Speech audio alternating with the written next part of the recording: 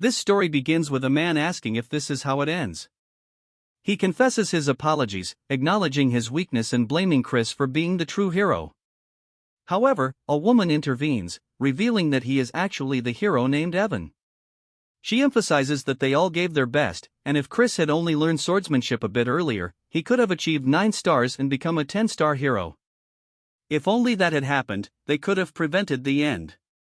Evan, the jack of all trades and master of all, is known as the great extra character.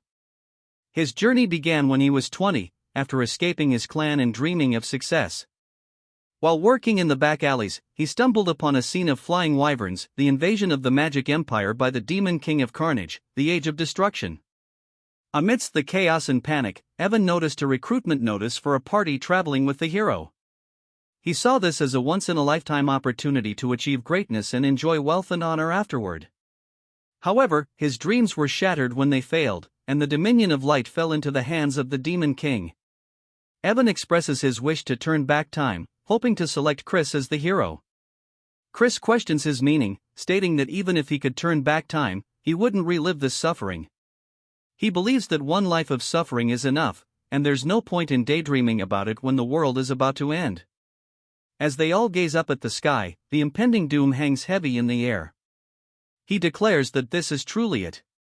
In his next life, not that it exists, but if it does, he hopes to be born into the family of a wealthy nobleman. That was his final thought.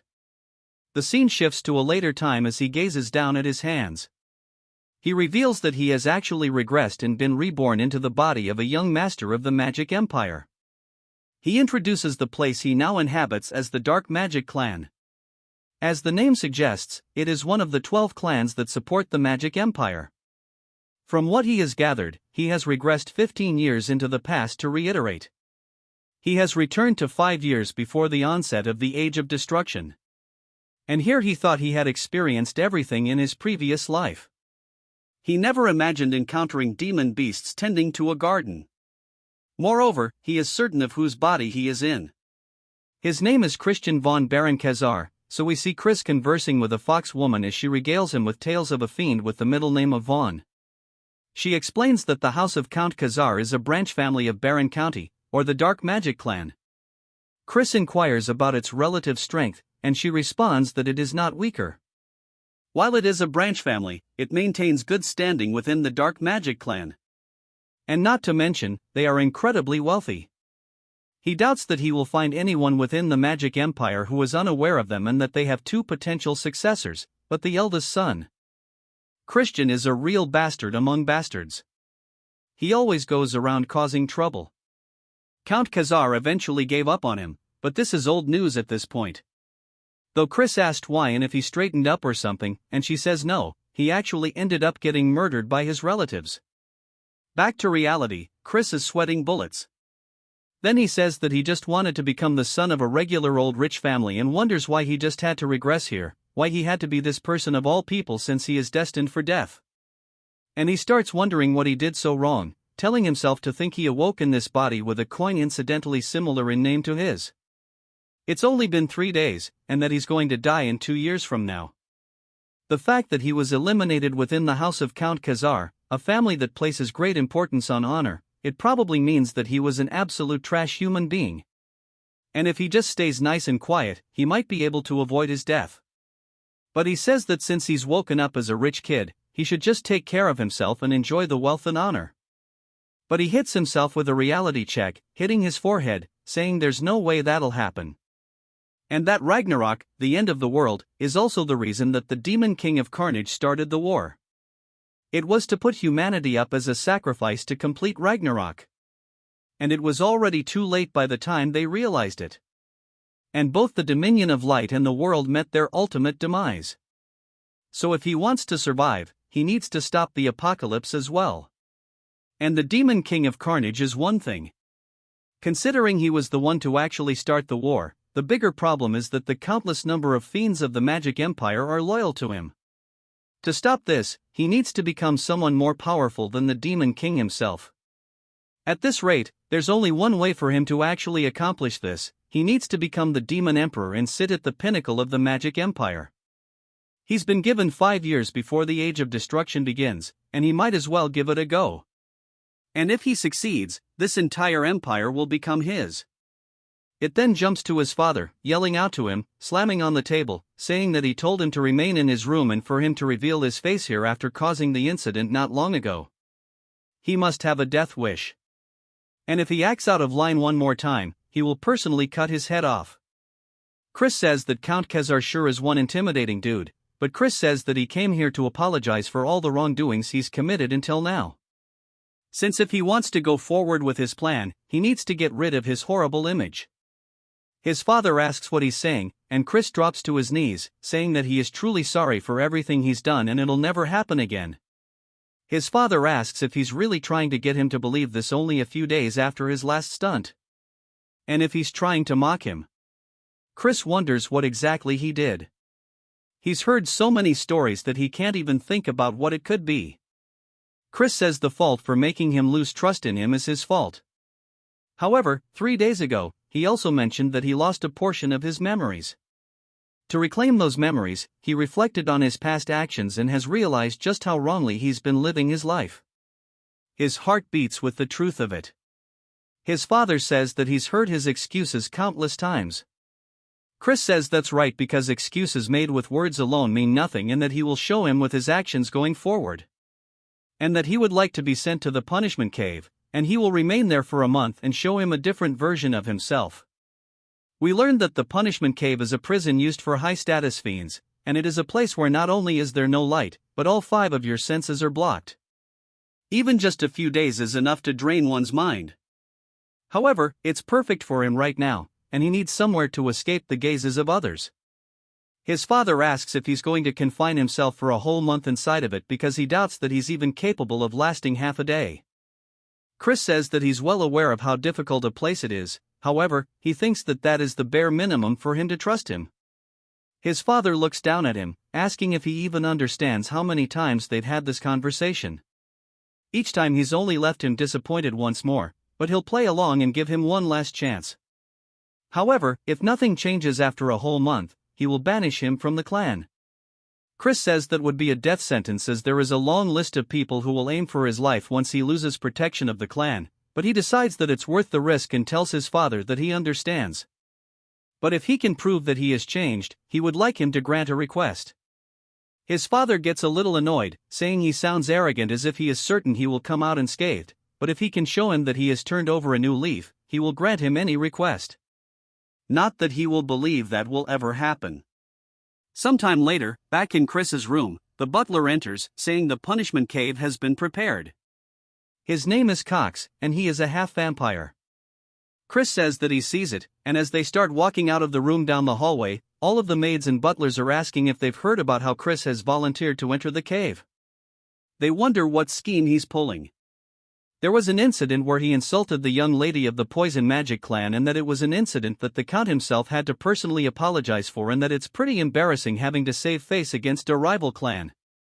They wonder when he's ever going to mature, but they still have their doubts he ever will.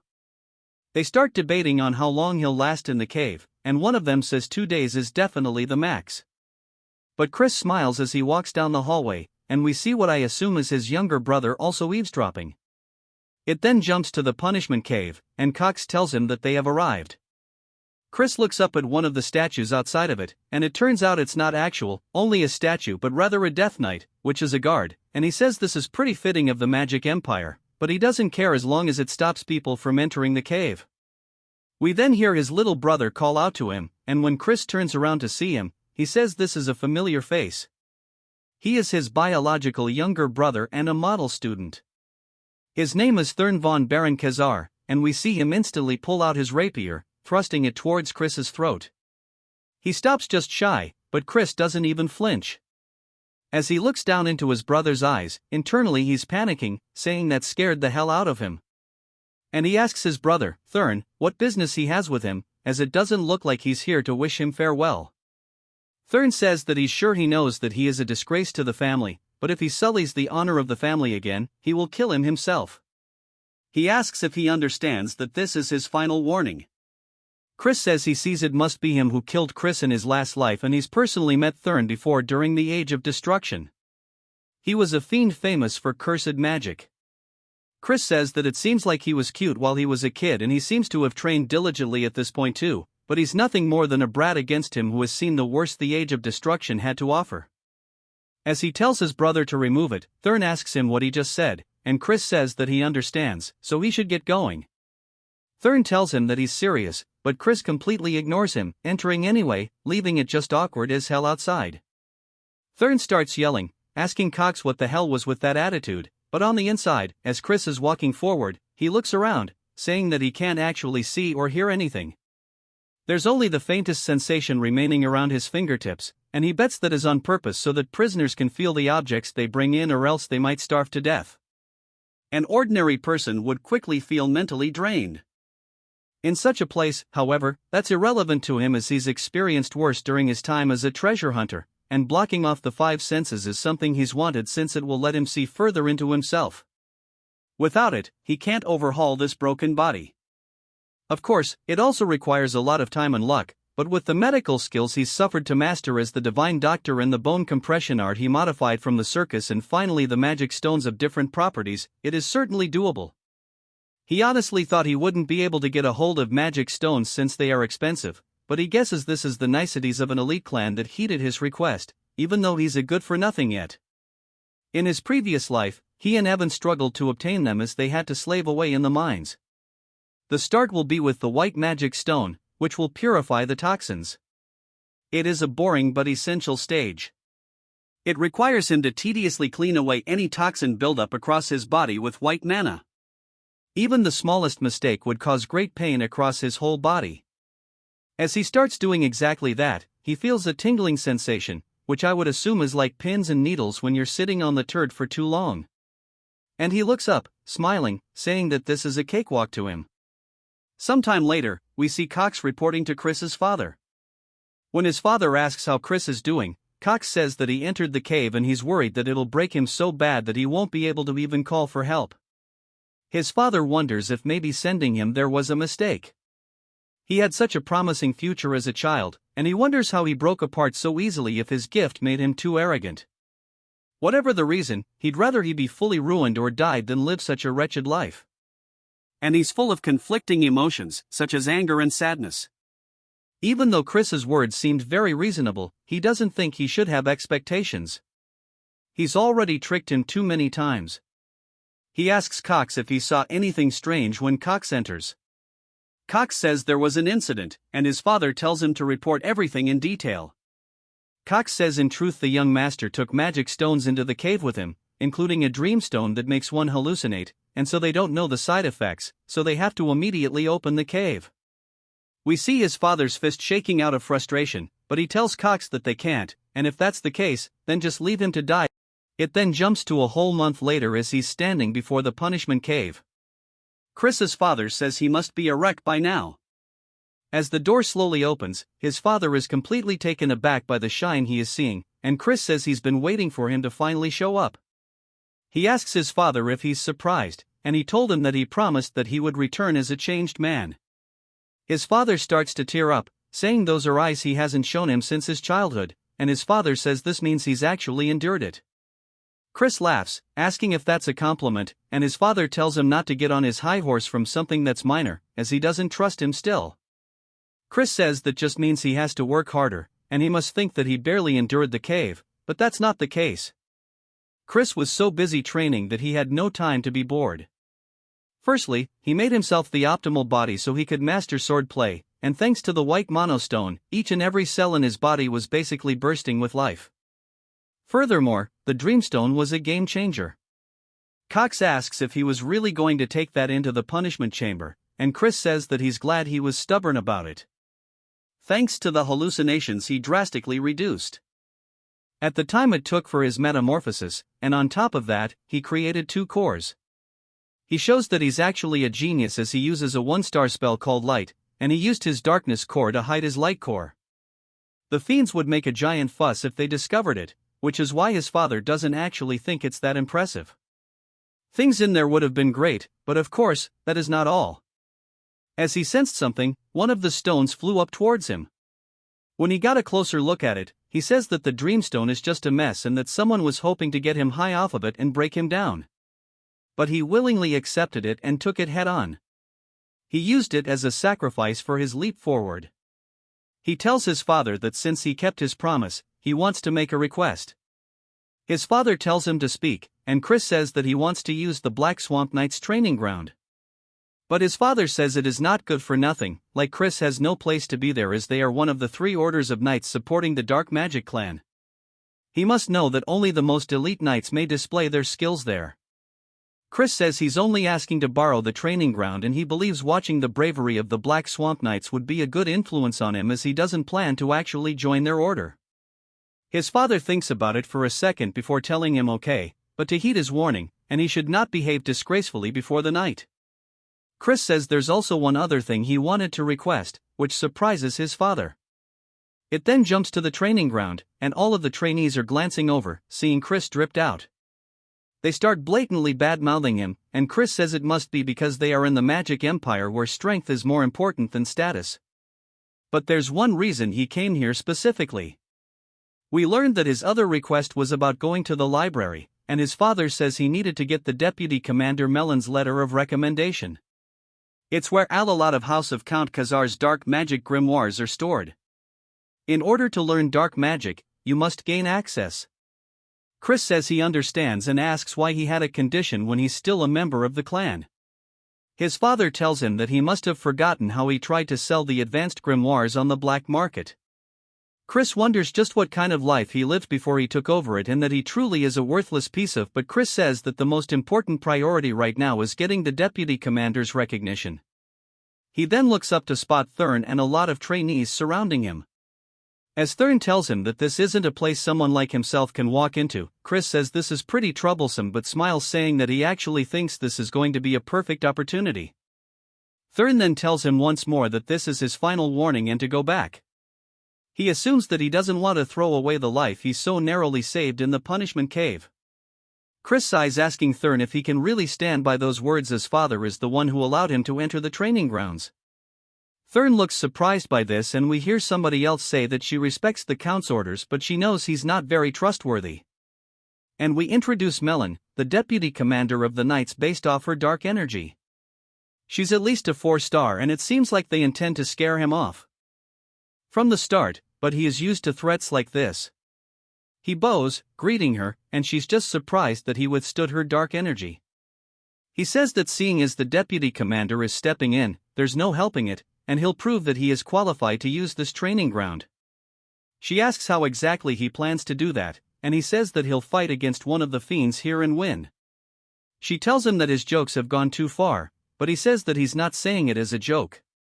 Instead, he would like to request that she refrains from using dark energy since surely she knows due to his debauched lifestyle his capacity for dark energy is far from what it might have been, and he'd prefer an unarmed duel if possible. Melon thinks to herself that even if it's just for a duel, they can't have the heir getting hurt, and this is pretty troublesome. She asks if he really thinks he'll stand a chance in an unarmed duel. Chris says that they'll have to see about it, and he wonders who he should pick as his opponent. He then snaps his fingers and says that they will probably make do. Then starts to get pissed by this, and Melon says that he should find a more suitable opponent as theirs level is a 2-star. Chris explains that a 2-star is a level no ordinary 13-year-old can reach if you don't possess the raw talent for it. It doesn't matter if you're 13 or 23, you won't even scratch the surface of the level of power. But of course, Chris is also not an ordinary bastard. He says that if he's going to prove himself either way, he should fight someone stronger than him. He thinks fighting them would be for the best and he asks them what they think. Saying surely he's not scared of his brother, they look pissed, saying that he accepts the duel. We then see all of them surrounding them, and they tell them to take the opportunity to destroy Chris and if he doesn't do it properly, they'll have special training today. Chris asks Melon how they're meant to decide the winner or if they just go until the opponent surrenders. Melon says that this is pretty insolent and he doesn't even know his place, but they should just go until one side is incapacitated. But she really thinks it would be a good idea for them to hit him by taking a leg or two. Chris asks them if he heard the rules, asking what he's going to do since he's going to be in for a serious whooping. They start to get pissed by his taunts, saying that he'll make sure he never runs his mouth. But while he's distracted, Chris smacks the absolute piss out of him, which completely catches them off guard. Chris asks what's the matter, saying that the fight's already begun. They look back up towards him and swing, telling him to shut up. Chris explains that this is practically cheating as a fiend who hasn't even reached 1 star yet. He doesn't stand a chance against someone with dark energy, but in a barehanded duel he fought on countless battlefields in his past life, so it's not really a big deal. As he knees them right in the stomach, he says besides, if they only count the dominion of light powers achieved in the punishment cave, he is at least a 3 star. The other trainees are asking what the hell they are witnessing as they're hunched over holding his stomach. Chris asks if he's crying and if he wants him to blow on his boo-boo, just straight taunting his little brother. Thurn starts asking him what trick he pulled, but of course, Chris is satisfied, saying that seeing him in this state is refreshing. There's nothing like a trick here and that his brother is just a bit too weak. Thurn starts to get pissed, but Chris continues taunting him, saying that he's so quiet he can't hear him. A black aura then starts to envelop his hand, and he dashes forward, telling Chris he's going to kill him. Coming in for a left, Chris dodges the attack, saying he's pretty fast though. This is the spirit he was looking for. As Thurn continues punching towards his face and missing, Chris says this still isn't enough. As he raises his hand, cutting off the aura from the rest of his body, even Thurn realizes that his dark energy is starting to dissipate. Chris hits him with an uppercut, saying that fighting is all about instinct as his eyes go white and he falls to the floor. The rest all look surprised and they start wondering if maybe they let his guard down, saying that maybe he would throw his dark energy because he was worried he would hurt Chris, otherwise, it wouldn't make any sense. But Melon seems to have a better understanding as she's genuinely surprised. Chris says with this, surely he's proven he's qualified, and Melon says yes. Chris thanks her and puts on a calm demeanor, but in reality, he's just hella glad that it worked, saying that now he's going to devour everything, swordsman and magic alike. It then jumps back to the house, and Chris explains that he has reached 1 star in dark magic since he's still not fully accustomed to handling dark energy, and there was a lot of residue left over by Christian. It took longer than he expected. As for wielding the power of light at the same time, he'll need to raise his level further for that to be possible. He rings the little bell only for a woman to slowly appear in his room, asking if he called for her. We are introduced to Mary. His sign maid, he says he can't believe they are using a high-level evil spirit, a banshee, as a maid. And admittedly, though, it was due to Christian's constant troublemaking that they couldn't. He says he'll definitely replace her, lady, and he tells her to just give him some juice as he'll drink it and then leave to train. She asks if she should prepare it with human blood, but he tells her just to make it with strawberries. She tells him that blood juice tastes super good though, and he tells her that he wants strawberries. She continues, and they have a little bit of banter back and forth sometime later. As Chris is heading out somewhere, we hear Cox yelling out to him, asking if he's going to train even though it's so early. And then he worries he is just pushing himself too much. Of course, he's pleased and proud that he's so diligent as he believed in him even when everybody else didn't. Chris says to get a load off this guy and then starts to release some killing intent, saying that he never asked him to believe in him and asks who he is to decide whether he should believe in him in the first place or not. Cox is startled and then apologizes for overstepping his boundaries and then tells him to have a good training session. As Cox leaves, Chris says that there's something really fishy about this dude at the training grounds now. Chris says that everybody here has way more doe-eyed looks than before and that now that their guard is down, he wants to try to win them over little by little. We see some bird dude watching Chris swing his sword, and he walks away towards a tent and goes to inform the deputy commander, Melon, that Chris has shown up again at the training grounds today. Melon just wonders what the hell he is planning and what that duel was about back then. Those movements were definitely impressive. But to think he would dispel his dark energy at that precise moment, she wonders if he saw through the battle. And if that's the case, then he might have the talent to surpass Lord Eskid de Baron, the direct head of the main family. But she decides it's probably not the case, as he's still just a bastard. Also, he has already lost his dark energy through his horrible lifestyle, and it's impossible for him to close the gap now. She hears a lot of noise outside and decides to go check it out, asking what's the deal with it. One of the men tells her that Chris seems to have had a small conflict with a squire. The other trainees wonder what happened, saying that Cannon is a 1-star fiend. and they wonder if maybe Chris also reached 1-star Melon. Looks surprised, but Chris says that he wanted to see the rumored prowess of the Great Black Swamp Knights. But it doesn't seem like they live up to their reputation. Asking if there's anybody else who wants to stand up, she says surely they're not a cowardly order of knights. They start to get frustrated by this, and one man steps forward, introducing himself as Tauren. Chris says that they fall right into his trap, gesturing him to go ahead and attack. And Tauren leaps through the air with his sword overhead. Chris says he never expected them to obediently teach the knight's secret techniques to him. Since that's the case, he has no choice but to steal it this way. As he starts fighting back, Tauren's blade, he starts taking note of how they hold the sword in their footwork, saying that this is the mud swordsmanship he's only heard about in rumors. And he starts to mimic it, saying that maybe it'll work out if he does this. He smacks them straight across the face, causing him to drop his weapon too, but it's a huge surprise to Melon. Chris is just happy that he managed to pull off the technique as Tauren lays their face down, ass up. Chris sits on top of him, and everybody else says they can't believe he was actually strong, saying that his darkness core was ruined, so how did he reach 1 star? Melon realizes that this means she wasn't mistaken back then. Chris says this is disappointing and he had too much faith in the knights, and if their skills are this pathetic, he'd say it's all the deputy commander's fault. They start to wonder if they should stop him because he's crazy for taunting her, and Melon says she understands he's happy about his victory, but he's getting a bit too carried away. He says it's better if she shows him the skills of the Black Swamp Knights. She draws one of the training swords, swings it very forcibly right beside Chris, sending up tons of dust, completely shattering the ground beside him. She says that she only needs 1 second to beat a bastard like himself while releasing a very deep purple aura. Chris asks if she's really planning on fighting against someone like him with her full power and that they should only use dark energy up to the 1-star level and prohibit dark magic as well as using only wooden weapons.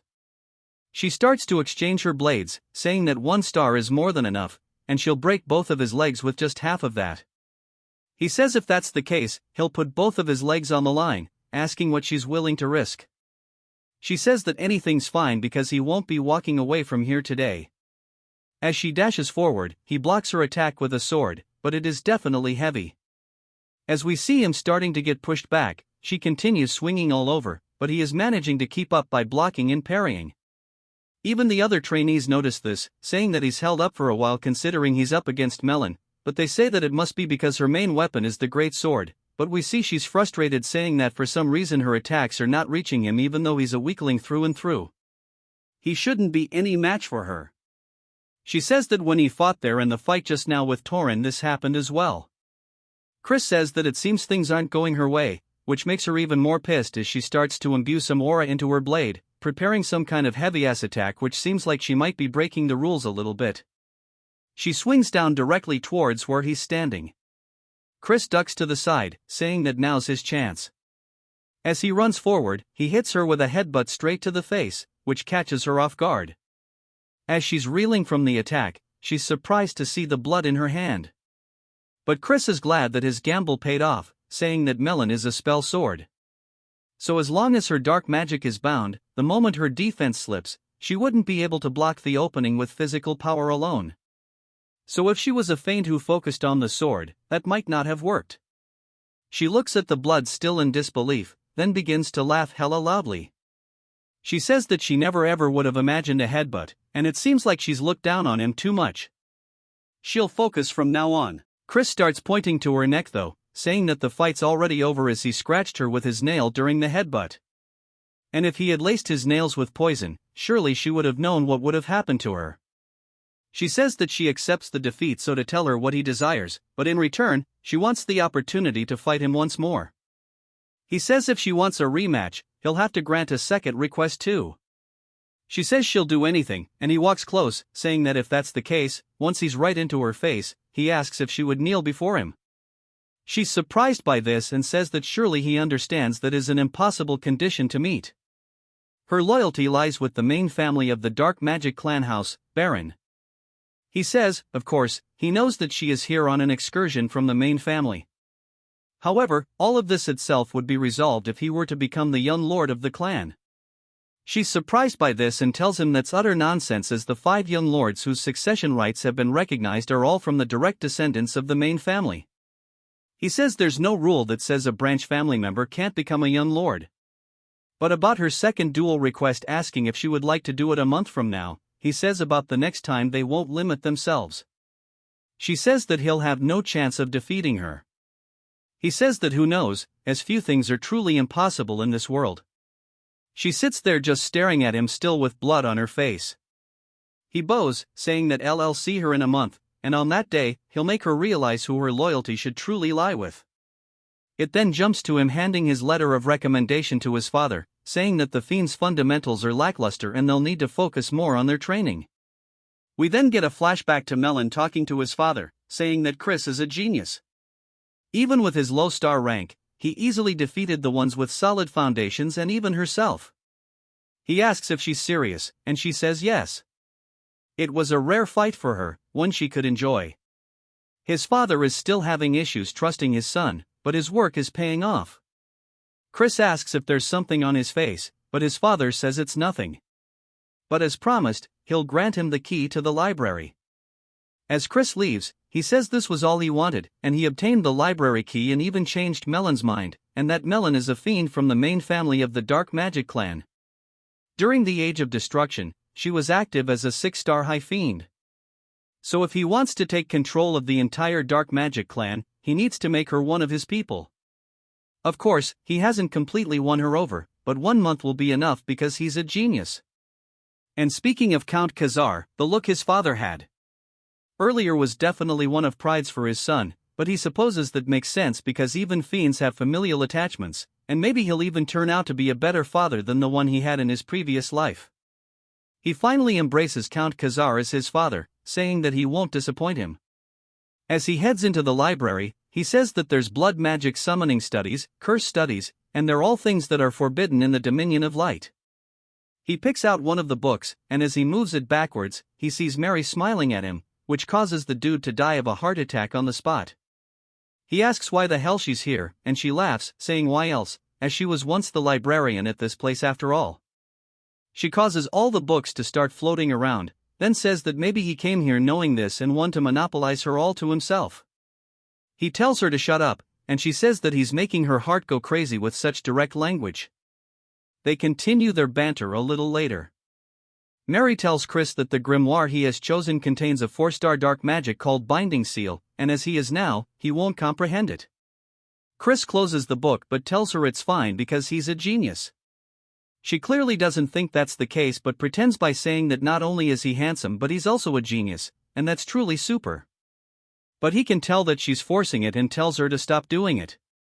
She asks if there's a reason he specifically chose the book, and he says of course, as he needs to catch a rat. A little while later, as he's training with everybody else, he explains that the first potential rat is then no one in this house despises him more for being a good-for-nothing, and the second potential is Cox. Even though he's not a descendant of the clan, he has free access to the punishment cave, and fiends prioritize power over social status. Yet he circles around Chris, sucking up to him.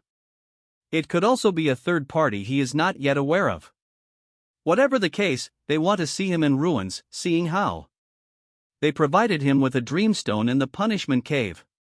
He wonders if maybe he should act like the bastard they want him to be. And then whoever looks happy with him acting out would likely be the culprit. He screams, saying that this training is way too hard. And he leaves, telling them to have fun. And he quits. The other trainees wonder what's wrong with him.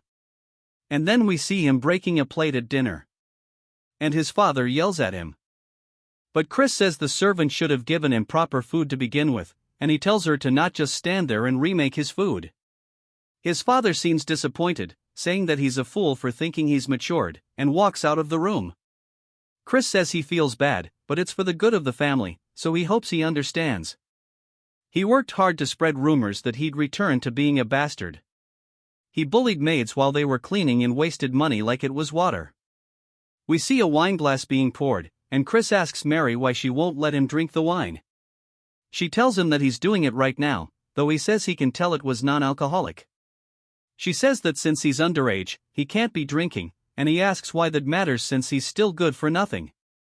She asks if he's decided to be a bastard again, saying that's fine. Even so, because she'll stay forever by his side, he says it's like he told her he's just trying to catch a rat. As we see a spell forming in front of him, she's surprised to see he already met and mastered the binding seal. He does his best to play it off, saying that he told her he's a genius and he modified it to be usable even at a lower star level. He hasn't been just goofing off, he's been working hard at mastering various spells. She wonders if maybe he's truly a genius. Then, she slams the door open. Chris says he needs to act drunk quickly, asking her what he's doing here. Then, she asks if this is the best he can do, as he thought he had truly changed for the better. Chris can tell he's angry, and he decides to cross him off as a suspect. He smiles and tells her that he thinks there's a rat hidden in the house. Then, she asks what he's talking about, and Chris says someone wishes to see his downfall and he intends on dancing to their tune for a while. Then, she asks if he's really saying it's all an act, and Chris says yes, even the wine is fake. As she smells it, she can tell it's not alcoholic. Asking who the rat is, Chris tells him that it's hard to say right now, but they should take the bait anyway. Now, as he throws the wine bottle to the ground, one of the butlers runs in, asking if something's wrong. Chris says this isn't the wine he asked for and to bring him another one. The butler tells him that Cox is currently preoccupied, and Chris says that he guesses he needs to pay him a visit. While still acting drunk, then says he's playing this role too well. And then it jumps to Chris slamming a bottle right in front of Cox's face. Cox asks what brings him here, and Chris pours the bottle over his head, saying this is not the wine he asked for. Wondering if he's looking down on him, Cox says, of course not. Asking if he wants him to go get someone to fetch a proper one immediately, Chris says no, telling Cox to go grab it himself. Cox, clearly frustrated, says that he's in the middle of something. Chris asks if he's going to work like this, saying that he needs to go change anyways. So to get going, Cox then begins to shake visibly and says he'll be back soon and walks out of the room. Chris says that he needs to commend his patience in withstanding such humiliation, but that hostility was very clear. Chris starts looking over all the paperwork Cox has been working on, and he looks surprised but then smiles, saying that this is it. He figured that if Cox was the rat, he would be doing some funny business with the finances, but this isn't enough as he needs a real smoking gun. As Cox comes back, he says he has the wine for him, and Chris thanks him, asking if he's not mad at him. Cox says, of course not, and Chris laughs, saying that he doesn't know if he can tell, but Cox is his favorite. Cox tells him that he's grateful for that, but he has a message for him. As his friends wish to meet him in secret at the usual place, Chris asks what he's talking about. Cox says, although he would prefer him not to associate with them, it is not his place to be judging his friends. Chris says that he guesses he'll meet them then, and Cox tells him to do as he wishes, but he can't help but smile a little bit, saying that things are going better than he expected them to. It then jumps to a whole table of food, and we hear someone telling Chris that they've heard rumors that he's changed recently, but there's still no way that he's the best among them.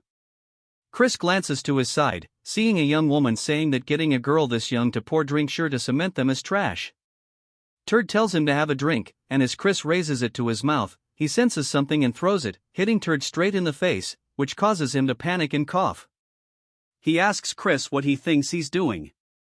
Chris says he knows he tainted the alcohol from the way he reacted. It looked like he knew there was something in it. Chris then raises his hand, starting to form a magic spell, and puts it straight to the girl's forehead. As it begins to glow, she slumps over unconscious. His friends ask if he really knows how to use dark magic.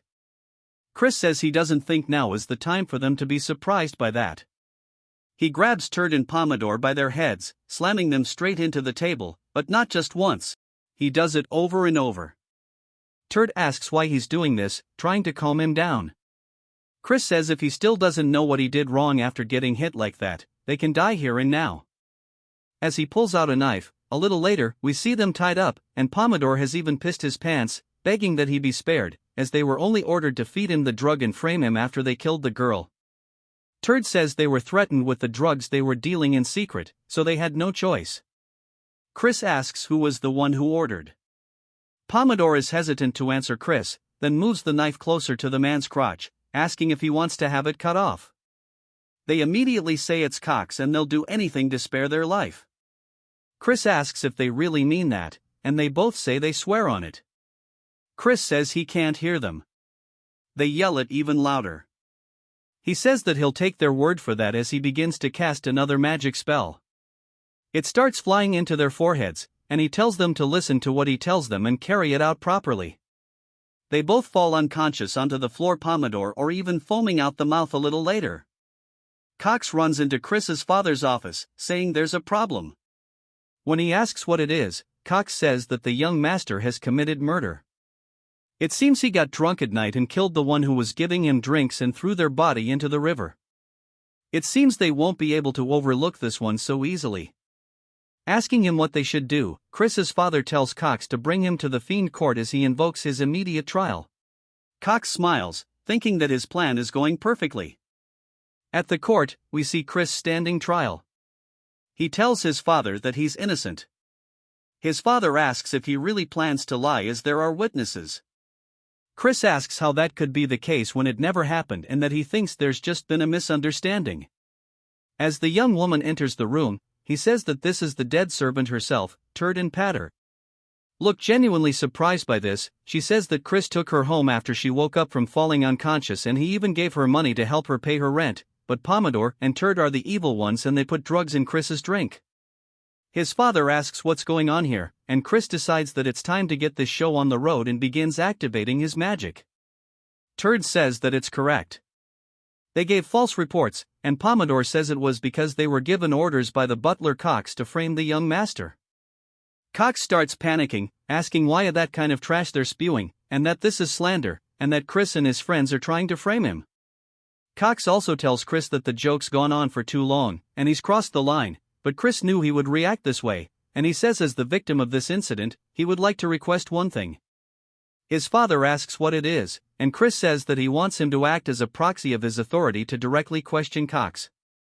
His father looks a little confused but decides to go along with it, saying that he'll leave it to him to head the defendant's stand, but to know the moment he acts in a way that is inappropriate, his authority shall be revoked immediately.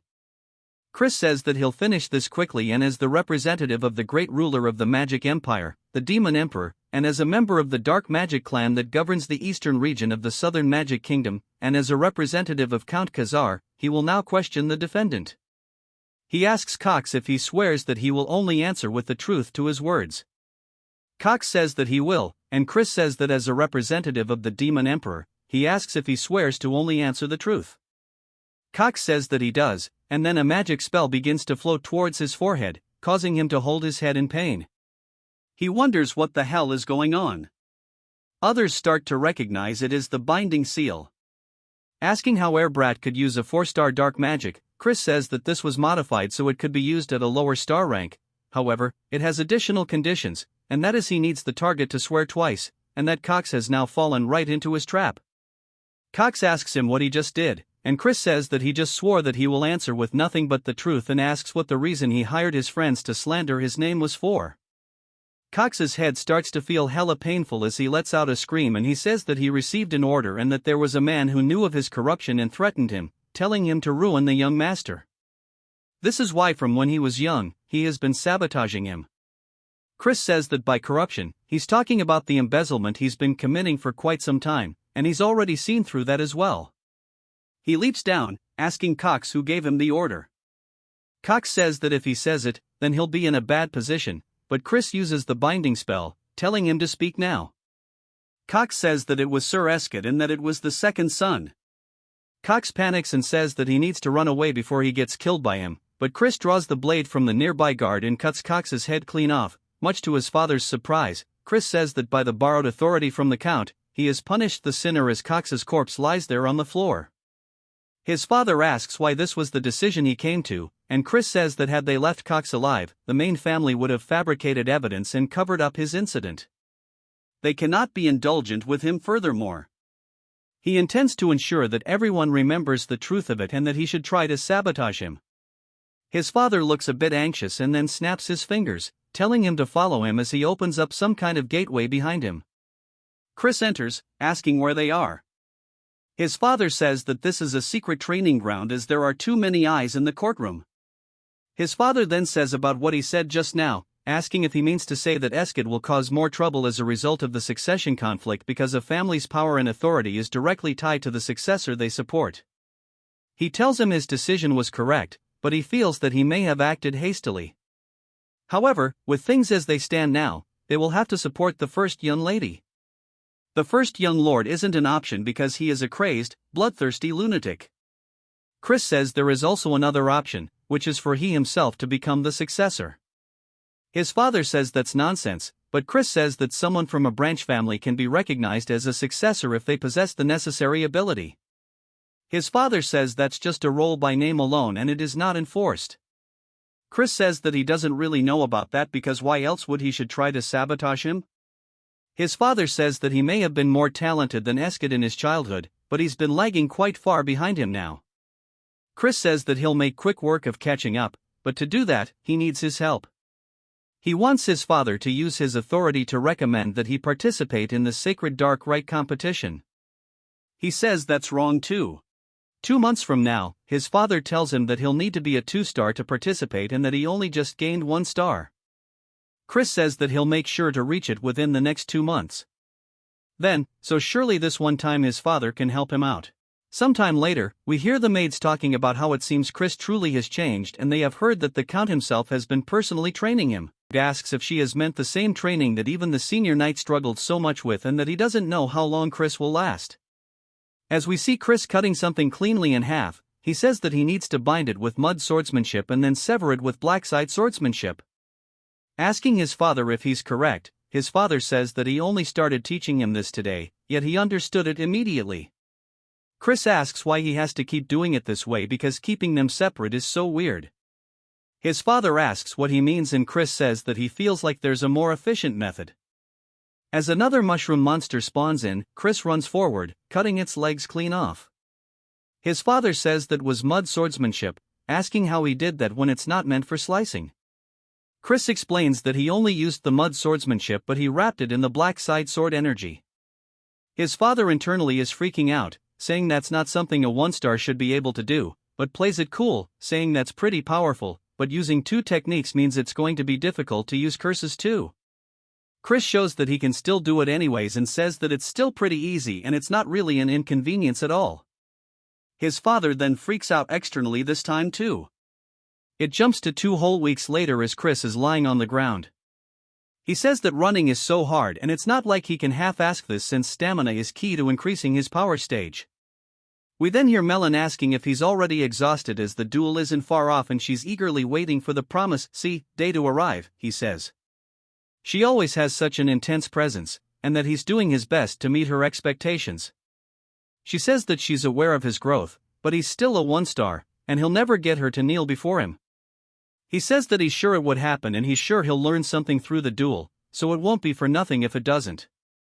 She laughs, saying that he's still full of energy, and she hopes he fights past his limits and entertains her. He says that she is currently an upper 4-star.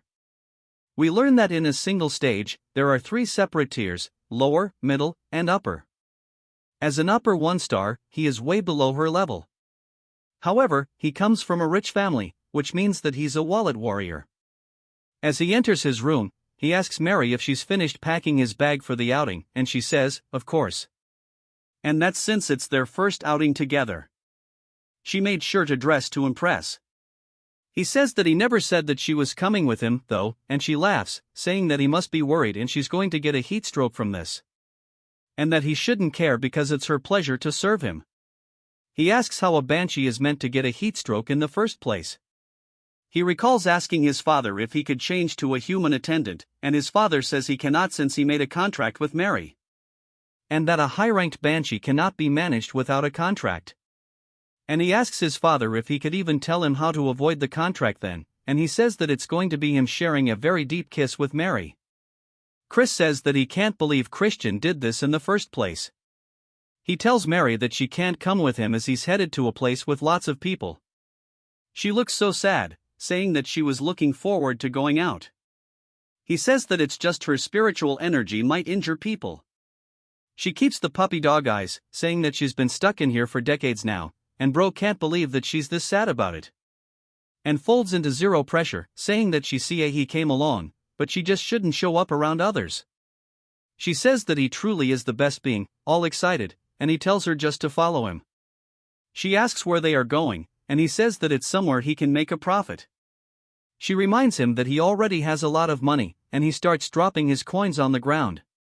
He tells her to stop doing that. She says if he's not going for money, then maybe he's going for land ownership. He says that's wrong too. She asks what it's for then, and he says it's for something he used to use before. We see them in the carriage saying that he's late. Chris asks what he's doing here. Then, he says that he's here to watch over him in case he begins to behave like a bastard again. Chris tells him not to worry about it as he's merely on his way to go gambling and nothing more. He says they're fiends, so it's a given that they're close to alcohol and gambling. Gambling is something even the Demon Emperor recommends, and there's a reason that's legal. Then, he says that he should follow him there. Then, Chris asks if it's perhaps because he's worried about his big brother. Then, he freaks out, asking why he'd be worried about him. He's just concerned that he'll dishonor the family. Chris says that he was thinking for a little nerd like his brother. It'll probably be too stimulating anyways. Asking if he even knows the rules, then he says that gambling is just card games and that he's going to flatten his nose if he keeps yapping like this.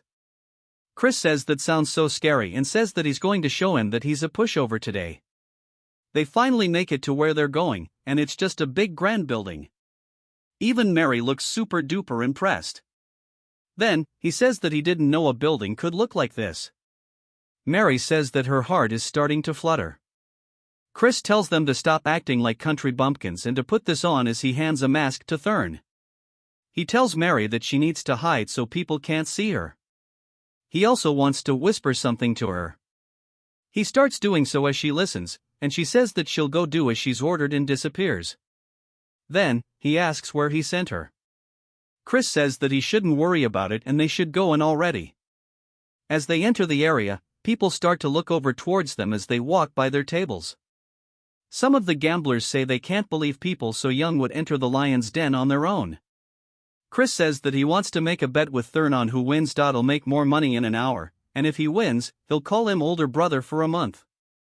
Then he asks if he's serious, and Chris says yes, but if he loses, he'll have to call him the Honorable King Emperor Majesty brother. Then he can't believe he said that with a straight face, and Chris says that there's no need to do it if he's scared and offers him some money.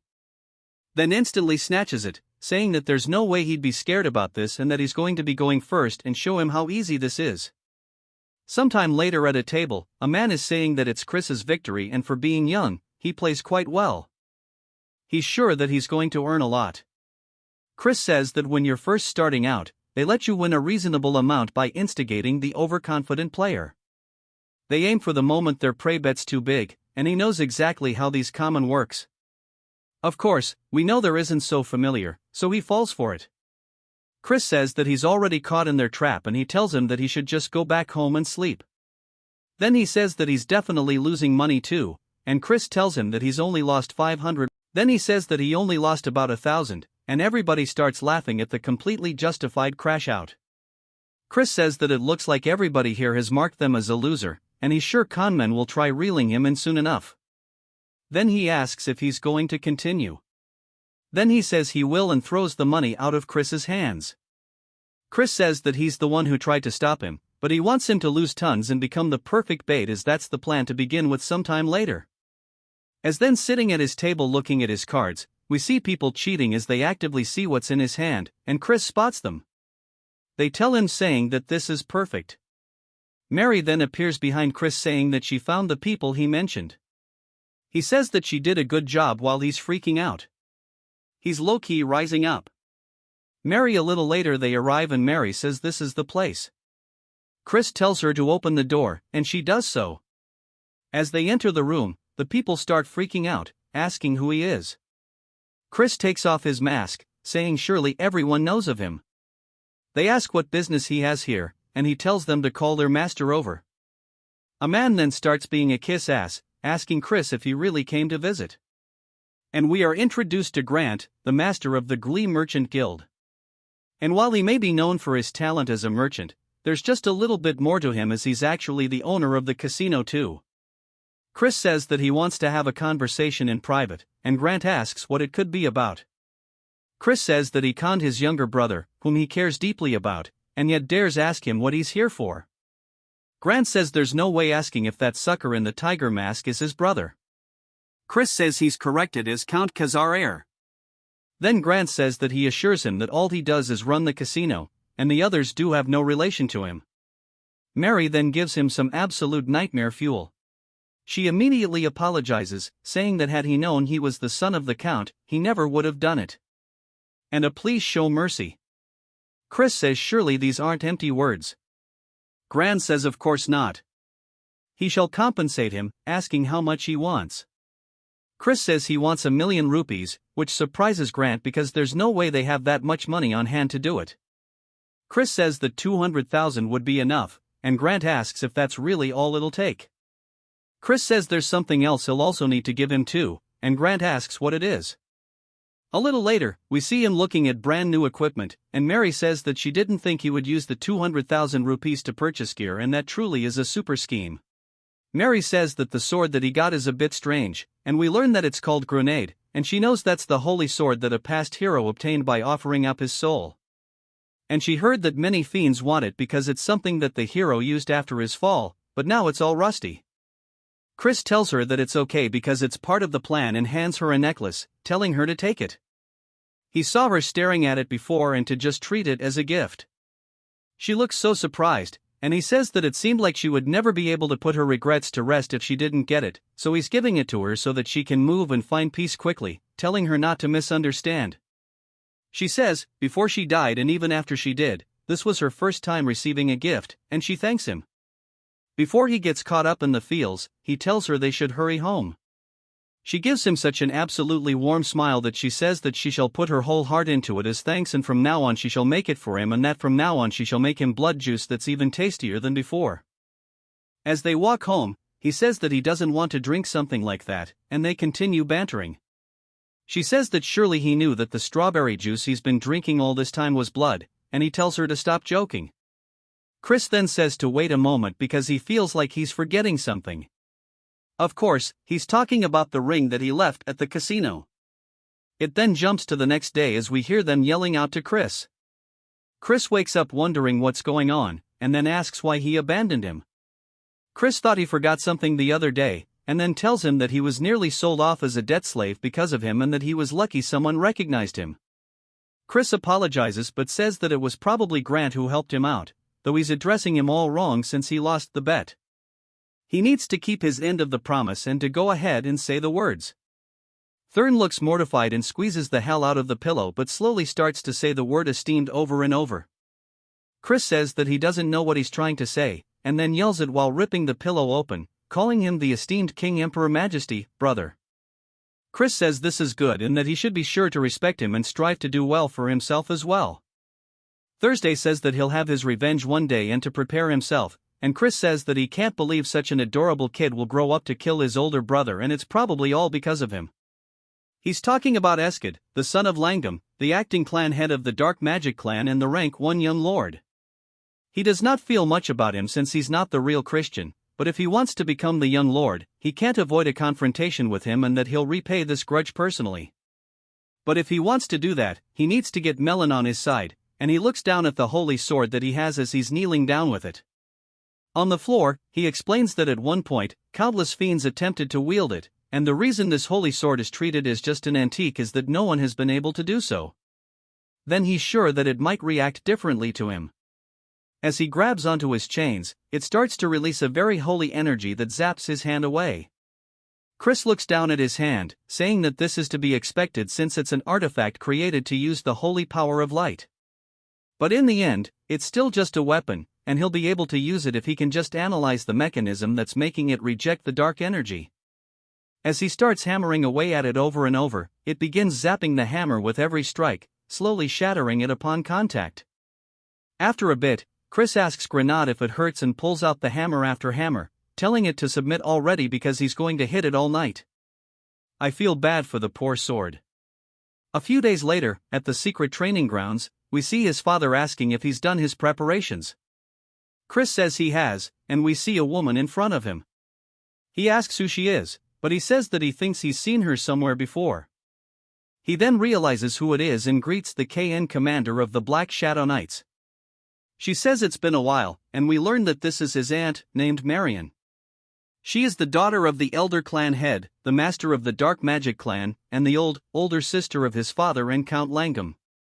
She protects the Elder Clan head and is in charge of secret missions and surveillance within the clan. She is the elite among the elites, and he wonders why she's here in the first place. His father says that his sister came to visit for matters concerning Cox, and she laughs, saying that he committed quite a cheeky act. Chris says that maybe the Elder Clan head is planning on protecting Eskid, and that might be a bit of a problem. He says, it seems the Elder Clan head has plenty of free time tending to such trivial matters. She says he's pretty bold, but the clan head has no interest in the squabbling of children and rather he seems to be interested in Chris. Chris is surprised by this and says that this might be an opportunity to win his favor. Marin says that she wonders if this is bravery or idiocy as he hasn't even reached 2 stars yet. He is challenging Melon and that he should call off the duel. He thanks her for worrying about him but says that he has his own plans. As he starts to show the sword, she recognizes it, asking if that's perhaps Grenade. Saying that he must have gone insane, but she knew he was a troublemaker, just not to this extent. We finally learn that his father's first name is Raiden, and she says that he went on and on about how Chris has changed for the better. Raiden says that it's true, and she asks if he doesn't realize that he's trying to use a holy sword in a duel. Chris asks if he's not allowed to use it and that he just has to win no matter the method or trick he needs to use. She warns him that even the Elder Clan had failed to tame Grenade as that holy sword's power will burn him to ashes. Chris asks if that's the case, as he starts to take the sheath off of it. She yells, telling him that it's dangerous as it has a little bit of a golden light to it. Of course, nothing happens, and she kind of just stares at him. She asks if it's a replica, and he tosses it at her, telling her to check it herself.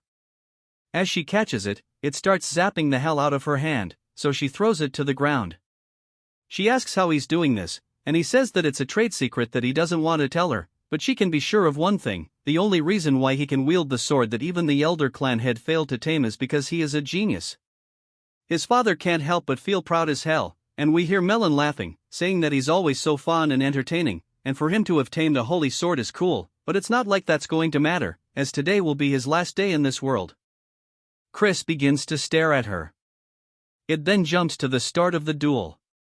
As Melon's charging forward, swinging down, Chris blocks it. He says it's just as he thought. Without any restrictions, her power and speed are incomparable to before. He won't be able to narrow this gap at all. But as she starts flying in, he blocks her attack once more. We see the holy sword starting to dissipate the aura on her blade. His father and aunt are surprised that it's opposing the dark energy. Raiden says that it seems like he surpassed her when she was younger too. Marin says that's not the end of it, pointing out that he is wielding the holy sword. As they see his hand still has the purple aura to it, but it looks like it's clashing with the sword's aura, Chris strikes back, causing Melon to block it. Raiden says that the power is incredible, but it looks like his dark energy is fluctuating a bit. Marin says that's not what's going on. He's controlling his dark energy for a single moment to avoid the rejection and response of the holy sword. Melon distances herself. Chris asks if the battle is to her liking. She says that she's been having this thought for a while, but asks if he's perhaps predicting her movements. He says that he does happen to be pretty observant, and each sword technique has a preceding position she needs to raise her arms before she can swing down. And to do that, she needs to move the muscles in her shoulders and upper body. This is something a novice and an expert share in common. She sighs, asking him how he's going to predict this. Then, as we see a green aura start to be released from her hand, it starts to wrap around Chris. She says that surely he hasn't forgotten that the Black Swamp Knights are spell swords. A giant surge of holy energy resonates from him. He says that almost could have been a problem. She asks if he had a cleansing artifact. Chris starts thanking his father, saying he survived thanks to him. But he says that should be in the secret vault. He looks confused. Chris says he can't help but be a little bit of a klepto sometimes, but having good equipment is a skill itself in a real battle anyways. He reaches into his pocket and throws something towards Melon as it explodes. She does her best to dodge whatever it is, and Chris says there's no use even if she does, as he throws another one directly towards her. This one explodes.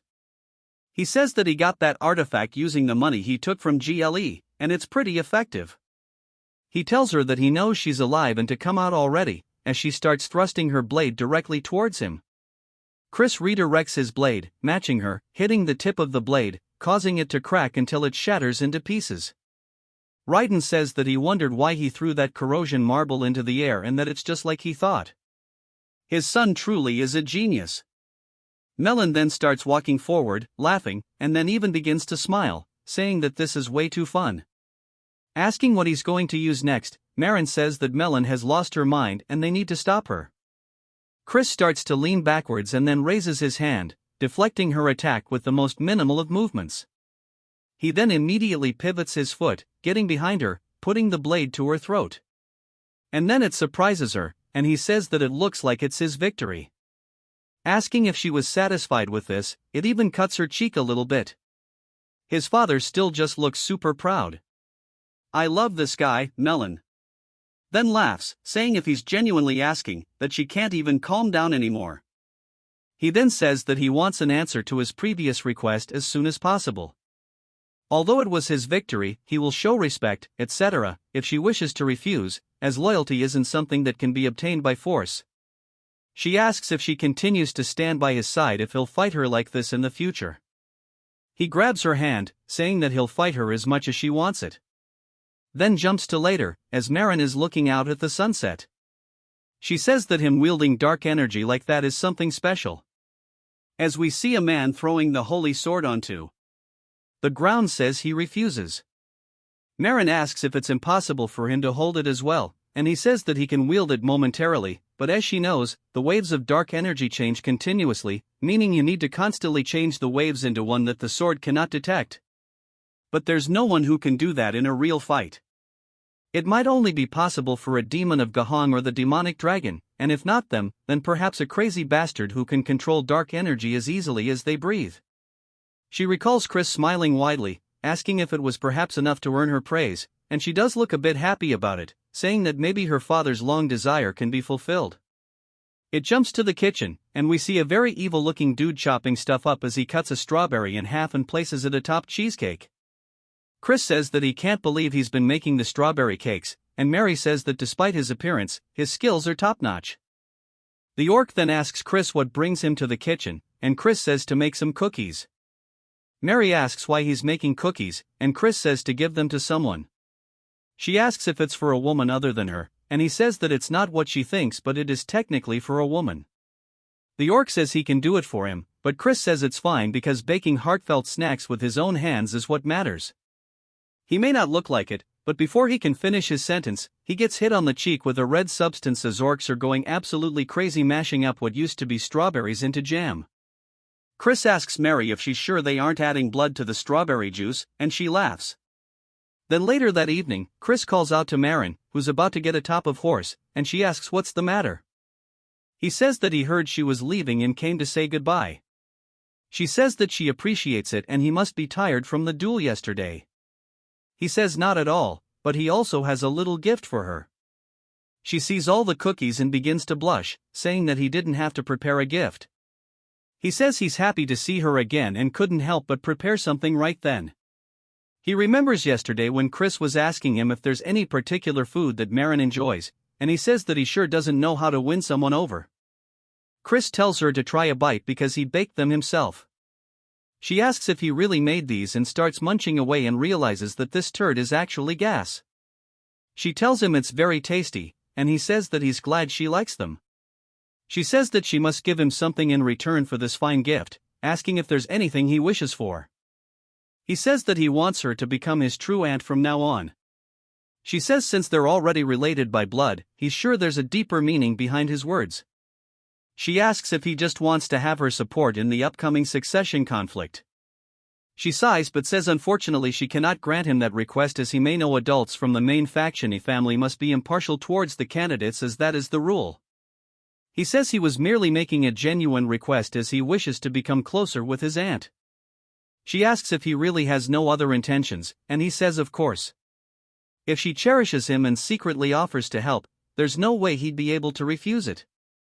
She laughs, starting to eat cookies, saying that she does not dislike his honesty. But since her nephew bakes such delicious cookies and gifts them to her, she can't help but cherish him. He thanks her, and she asks if she can have more cookies next time. Raiden sits there tearing up since he finds it so wholesome. Chris says that if she makes him sad, he might soar and be unable to recreate this taste. Saying surely she understands what he means, she sighs and looks happy and asks what he thinks about joining the Black Shadow Knights. He goes to explain it and says something to her, but she cuts him off. She says that he was exceptional in the duel against Melon and he may even be a greater prodigy than the Elder Clan head. However, his rivals won't be easy opponents, and she's worried that he may wither away before his talent has a chance to bloom. He says if he fails to climb up and over the mountains in this way, he wouldn't mind dying. She looks surprised by this, and he says that he appreciates her concern, but he does not think that he will lose again. She's amused by his confidence and says that for some reason, if it's this child, she'll believe him. She says that she cannot stop him from walking down this path, however, she wants to offer him a piece of advice. She tells him to be wary of the first young lady. Raiden asks why he should be wary of Juliana, not aside from the fact that she is the most gentle of the 5 young lords. Marin says that he will soon come to understand why, and Chris thanks her, saying that he'll keep it in mind. She smiles, saying that she'll see him next time, and rides off. It jumps to Chris laying down in bed thinking about something.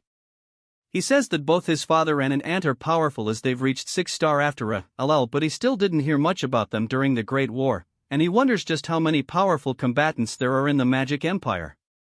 As there must be enough to overwhelm the Dominion of Light at the very least, but he doesn't want to repeat the past this time around. So, he must get stronger faster. We get a whole 1-month time skip, and Chris asks his father if he called for him.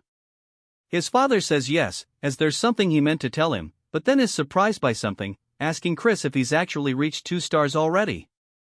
His father says to achieve such a growth in only a month is crazy. Chris says that he doesn't know why he's surprised, as he promised him and asks what. He wanted to talk about calling him here alone at this hour. His father says that he got word from the main family. He submitted both him and Nen as candidates for the Sacred Dark Rite, but they only approved then. He sighs, saying that the reason being was that of his frivolous spending, womanizing, thievery, and even drunk and destructive property. He can't refute it because it's all true, bro getting punished, but his father says that he can't believe they're looking down on his son. Chris asks if Count Langham made this decision. His father says no, the Count didn't have much to say after misdeed. However, it was Lion de Baron. He's a direct descendant from the main family and the star of the upcoming Sacred Dark Rite. The Sacred Dark Rite itself is a ritual where candidates take in pure darkness from the negative dimension. Since the amount is limited, candidates participate in a quasi-deathmatch to decide on hierarchy. Candidates who rank higher end up taking more darkness for themselves. And it ends up playing a tremendous role in being selected as the Young Lord, a successor to Clan C. If Lan is victorious and monopolizes darkness, then becoming the 6th Young Lord, achieving his goal, will be much harder. If that does happen, his father says that he'll talk to them again. And if all else fails, he'll even request help from Marin. Chris says that's not necessary as he'll figure things out himself. His father says that he knows he's talented and that he has changed, but he can leave the matters to the adults, bro really is just trying to be a good dad. Even Chris can see it and says that he appreciates his feelings, but he tells him that he has his own methods. Bro is cooking up something nefarious. He asks if any children of Count Taraman's house will be participating. His father says yes and that his 3rd son will be there. And that scoundrel sided with Lone, saying that he had no right to participate in the Dark Rite and he's merely a trickster who can only control demon beasts. Chris says he's surprisingly a nice father and he tells him to calm down as he simply needs to prove himself to them and that the Traman should be hosting a black pill hunt soon and he'll participate as a herder. It then jumps to what I assume is the main estate of the house. We hear Marion saying that she has personally checked on Christian as per the clan head's orders. He asks how he was and she says that he was incomparable to the others. The elder says that he finds that hard to believe, and the child he remembers was a brat who thought himself to be a genius when he was nothing but a false prodigy. She says that he's clearly different from before, and the elder says in that case he asks if she believes that the child could fulfill his long-desired wish. She explains that this wish is why her father has lived on, even refusing death through heaven-defying magic. She tells him that she cannot say, but he might be the closest to what he desires. He laughs, saying that's pretty interesting and he shall keep his eyes on him, and his participation in the upcoming sacred dark rite is unlikely. Asking if that's correct, she says that's the common consensus within the clan. Asking if he will intervene, he says that he cannot step in over such a trivial matter. Asking how someone could call themselves a fierce beast without being able to overcome such a small trial, she says that he may be a fierce beast, but he's still just a child, and she believes he should be given an opportunity to receive darkness and awaken his potential. He calls out to her in a very stern voice while glaring at her, and she realizes that she's overstepping her boundaries. He says that he's always been such a man and he's harsh to those he holds expectations for. He says that since she's willing to go so far for him, she must have taken a liking to him. He then summons someone called Blood Drinker. As he appears in the room, this is the head butler of the dark magic clan named Simon. Asking if he has been called for, he says he already knows. Simon heard it all, and Simon says that he's dead. It just needs to observe the little bastard this time around. The elder says that's correct and that he wants to know everything he does leading up to the sacred dark ritual. Simon says that he understands, but he has one question, asking if he can pull a small prank during his monitoring. Marin looks surprised by this, and the elder glares at him, reminding him not to go overboard. Simon then begins laughing evilly and says that as he wishes while leaving. Marion says that she hopes that Chris makes it through safely. It then jumps to a carriage riding through a village, and Chris says he quickly managed to reach 2 stars thanks to his talent. But despite all the training, his stamina and dark energy reserves are nowhere near sufficient, and he can't become a 3-star as he is now. He needs a black pill to accumulate a lot of dark energy in a short period of time. For the Tans, the host of the black pill hunt, to coincidentally start beef with him is a pretty good stroke of luck. The problem is that catching the demon beast off doesn't automatically guarantee a black pill. As the carriage comes to a stop, he explains that there is a special condition that needs to be fulfilled. We then see Lardos running up to the carriage, asking Chris what brings him here. Chris asks how he's been, saying surely he hasn't come empty-handed. He says of course not, and that he would never greet the young master without a gift. Chris slaps it out of his hands, causing it to fall to the floor, and Lardos looks confused. Chris says that he doesn't seem to know his place, and he heard that he's partaking in all sorts of illegal activities. After all, we even get a funny image of him bullying him. Chris says that he'll let it slide this once, so he should cut any activities that cross the line. Lardos agrees, and Chris says there's something that he needs to procure an ash pill for him, asking if he can do that. Lardos says that those recently surged in price, and Chris says that he sees how it is and asks Mary if she's ready. She begins laughing, and holy turd, put it away, where's cute Mary at? I feel sorry for Lardos. He immediately gets on his hands and knees, saying he'll get it immediately, and Chris says it's so nice and easy when he cooperates. And then says that while he's at it, he wants a dagger sharp enough to cut armor. Lardos looks confused, and Chris leaves. Poor guy, but he is not a good person, don't forget that.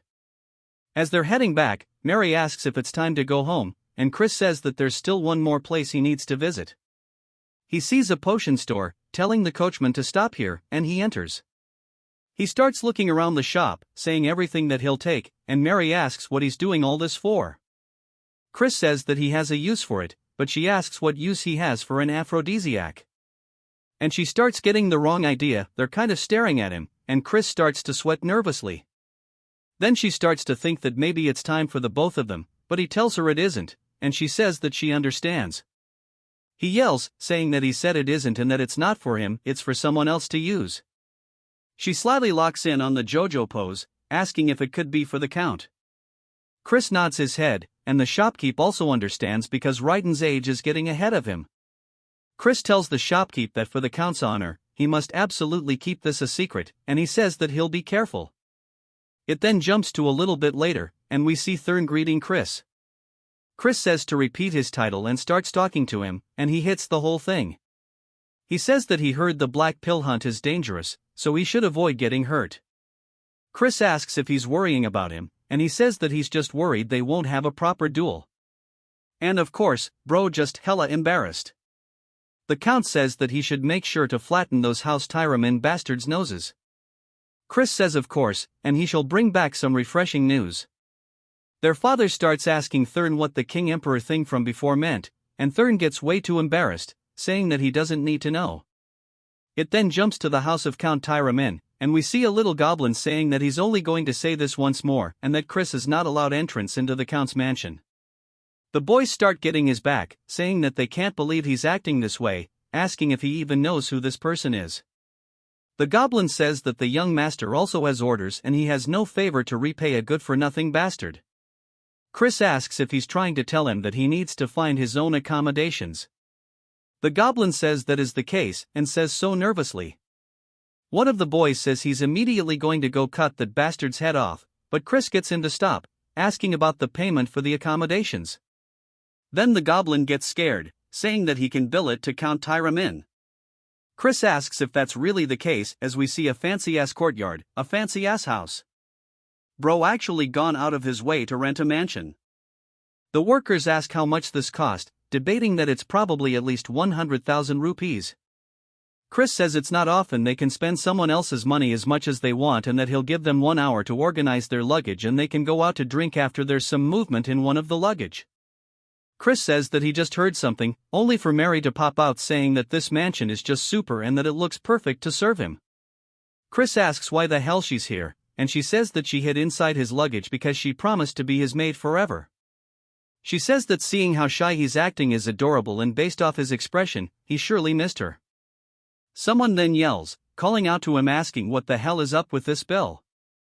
We are introduced to Yahello, the third son of Count Tyramin. Chris says that since the protagonist of the Black Pill Hunt told him to go find his own place to sleep, he did.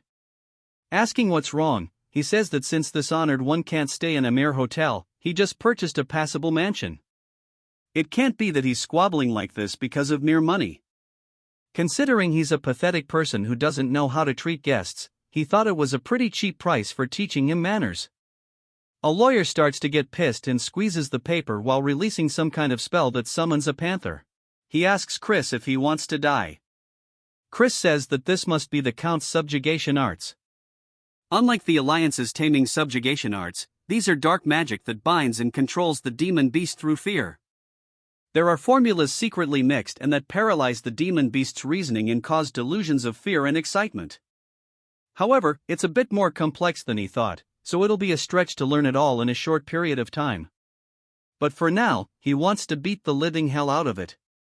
Chris then tells Mary that in order to eliminate that scary kitty, he definitely thinks he'll need a weapon. She laughs, opening up their little storage.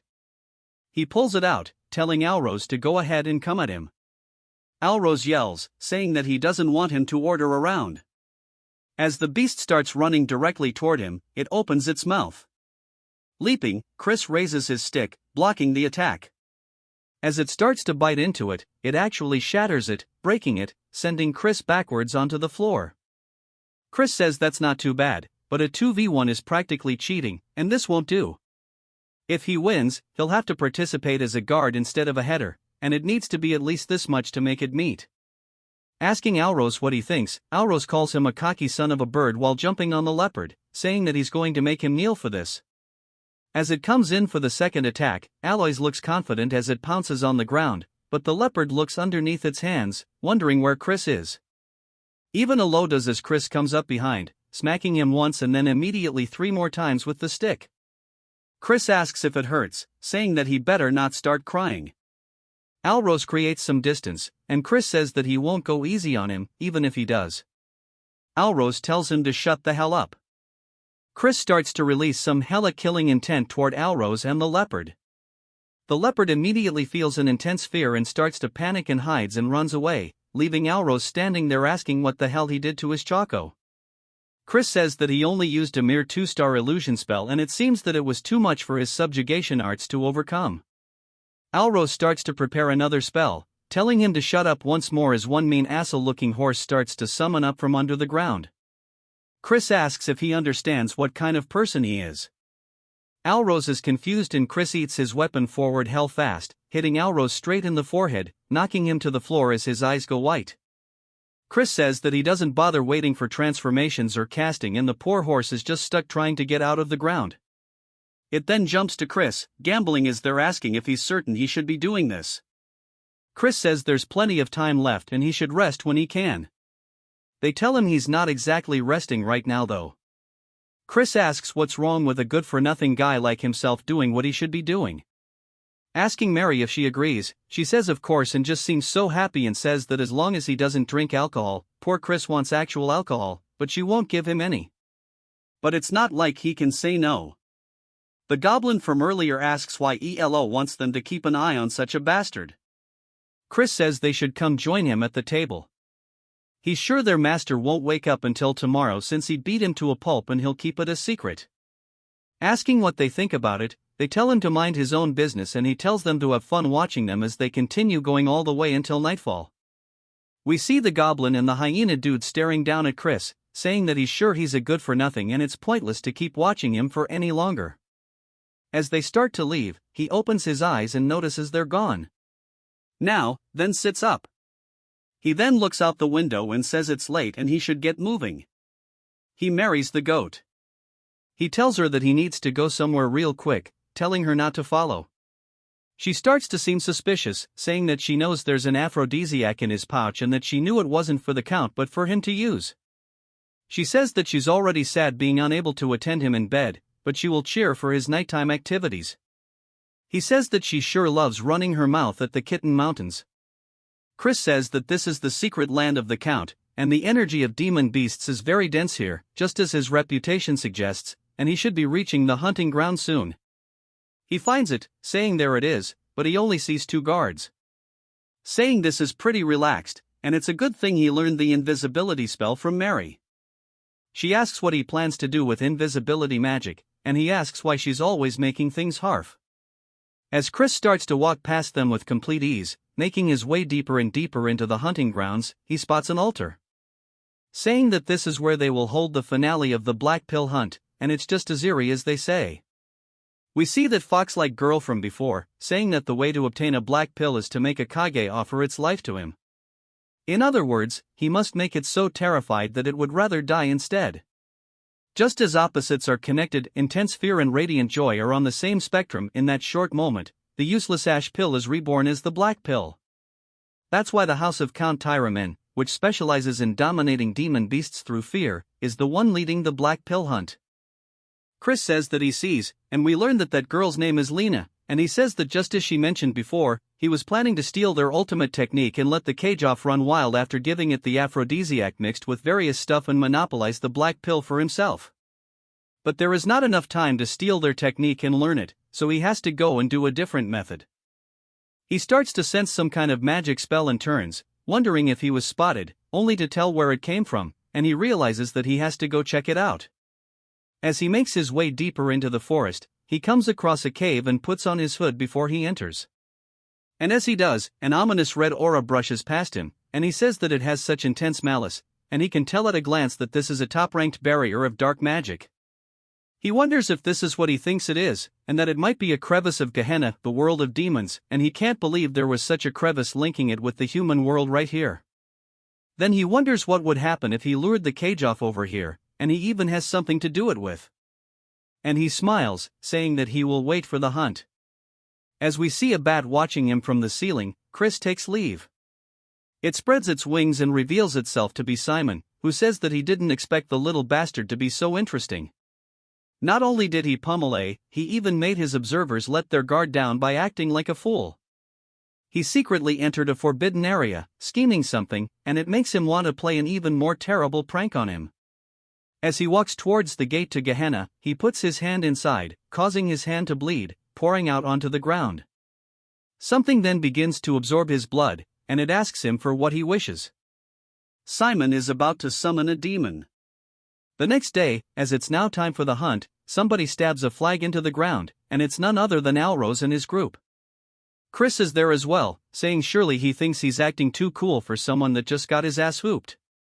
Alros tells him to shut up, saying that he's the poser, asking why he brought the holy sword when he can't even use it. Chris tells him that it's more effective than a club, asking if he wants a taste. Alros changes the conversation, telling everybody to go lure the monster off to the altar, and those assigned to guard duty will follow him and they'll stand right by it. Simon is watching this as well, and Chris clearly spots him. Alros tells Chris to go ahead and answer, and Chris says, as he wishes. Now we are at the altar. One of the other guards asks that Chris go hold up somewhere else, as he's only getting in the way of the hunt. Chris says that's fine with him if he gets to laze about, but not to come crying to him later for help with the cleanup when they inevitably die. The bit clearly pisses the dude off, but Alros tells him not to tire himself out before the hunt has even begun, and that the good-for-nothing can go guard the flag. Chris says this good-for-nothing will protect the flag to his utmost. Chris starts to sit down by a tree, saying that he wants to see them do their best, as they're just going to be playing straight into his trap. He made sure to pack the dagger and ash pill with him as well. While they start looking around for the sound, Chris can tell that it's coming, and we are finally introduced to the Cageoff, which is a rank 4 magic demon beast.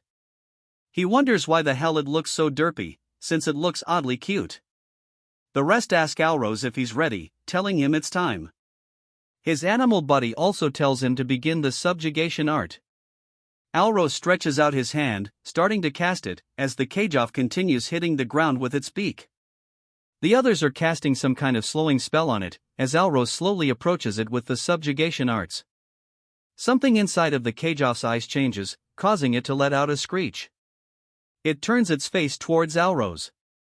He looks scared and raises his hand only to get the absolute piss smacked out of him, causing him to fall into the floor. Everybody else also can see the poison coming from its little feather tentacle things, and they start to do a defensive formation around Alloy. But Chris says that it will not work and it's out of control because of the aphrodisiac he gave it. Alros says that it's a good thing they consumed the antidote ahead of time, but it's still dangerous if this drags on and that everybody should do their best to stop it the best they can. They start sending themselves flying through the air, heading straight towards Alros once more. They all scream out for him. Alros, out of fear, looks up, closing his eyes only to be surprised by something. Chris is standing before him with the holy sword, blocking the attack, saying that his house sure is pathetic and he can't believe they're forcing the busy flagbearer to step in. He'll be nice and bail him out if he promises to call him Big Bro. Alros calls him a crazy ass, asking why he should. Chris asks if he really doesn't want to. It's not like he is all the time in the world. Everybody else begins coughing due to the poison, and Alros grits his teeth, realizing he's right and tells him to help, calling him a bastard. Chris says that he better keep his promise, and he smacks the side of the Kage off the head. He then begins to use his own version of the subjugation arts, stretching around the side of the Kage, off restraining it. Alros is surprised, asking how he's using this. Chris asks if he really thought his family were the only ones who could use it, as long as it's not a secret technique, something like the intermediate subjugation art. This is nothing, as he rotates his body, grabbing onto the chains that have been created from the art. He then starts to pull back on them, kind of like reins, and jumps on the back of the carriage. It starts screeching and running, and Alros yells, telling him to wait because over there is a crevice. As he tries, warning him, Chris smiles, as he already knew this from last 18 night, he heads straight towards it. The carriage off starts going crazy, and he says this is surely the first time it's seen the malice of Gehenna and tells the carriage off to be terrified as its eyes, which were a very bright red, shift to a very bright yellow color instead. Chris said, now, as he tightens the grip on his dagger, stabbing the carriage off, killing it on the spot, the rest run in, asking him if he's okay, warning him that this cave is extremely dangerous, so they need to hurry up and get out. Chris tells them not to be such wimps and asks them what they should do if it turned out to be an ash pill and not a black pill. Alros starts to feel frustrated, and his boy asks Chris what the hell he's going to do about this because if he didn't intervene, but Alros tells him that this is enough and to leave it. He then calls out to Chris, thanking him for rescuing his subordinates, and they got to finish without any major injuries thanks to him. Chris is surprised he admitted that to him and says that he actually feels a bit bad now, and it makes him feel even worse knowing he swapped out the black pill. Still, he must do what he must do, and he tells him to call him Big Bro since he promised after all. Chris asks if he's going to go back on his word, and Alros says he's never made such a promise. He's 2 years older than him. The entire cave begins to shake, and people start falling over due to the intense pressure. Alros asks what's going on, and Chris starts to know what it is. As we see 2 giant blue eyes appear in front of them, Chris starts to look a bit anxious. We hear a monster saying that it's the first time it's seen a plaything in a while. Chris says this is a demon of Gehenna. Allo, shaking with fear, tells Chris to run away since he's an outsider and that he should save himself. Chris spots Simon up on the ceiling and rotates his wrist, getting the dagger ready, jetting it straight towards him. It goes straight through Simon, or at least it turns out that's his familiar that he was using to keep watch over things. As it starts to lose connection, Simon is surprised, asking when he noticed. He was planning on stopping the demon after observing for a bit. Now that the bat clone he planned to use to teleport there is gone, it'll take him at least 5 minutes to get there, even if he uses blood magic to its limits. And if he gets there too late, everybody will die. He immediately starts leaving. Turns out he's not a bad guy and he's just wanting to play a prank like he said. The demon calls that interesting, asking Chris what he's scheming. Chris says he just doesn't like it when people try to take sneak peeks at him. The demon laughs, saying that he sure does have a lot of concerns for a dead man.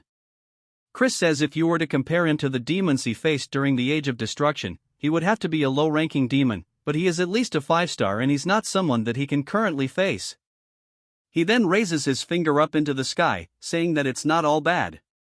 As he uses the same spell to put everybody else to sleep like he did that one girl when Lardos and Pomodore were trying to kill her, Yahello's subordinates start to lose consciousness.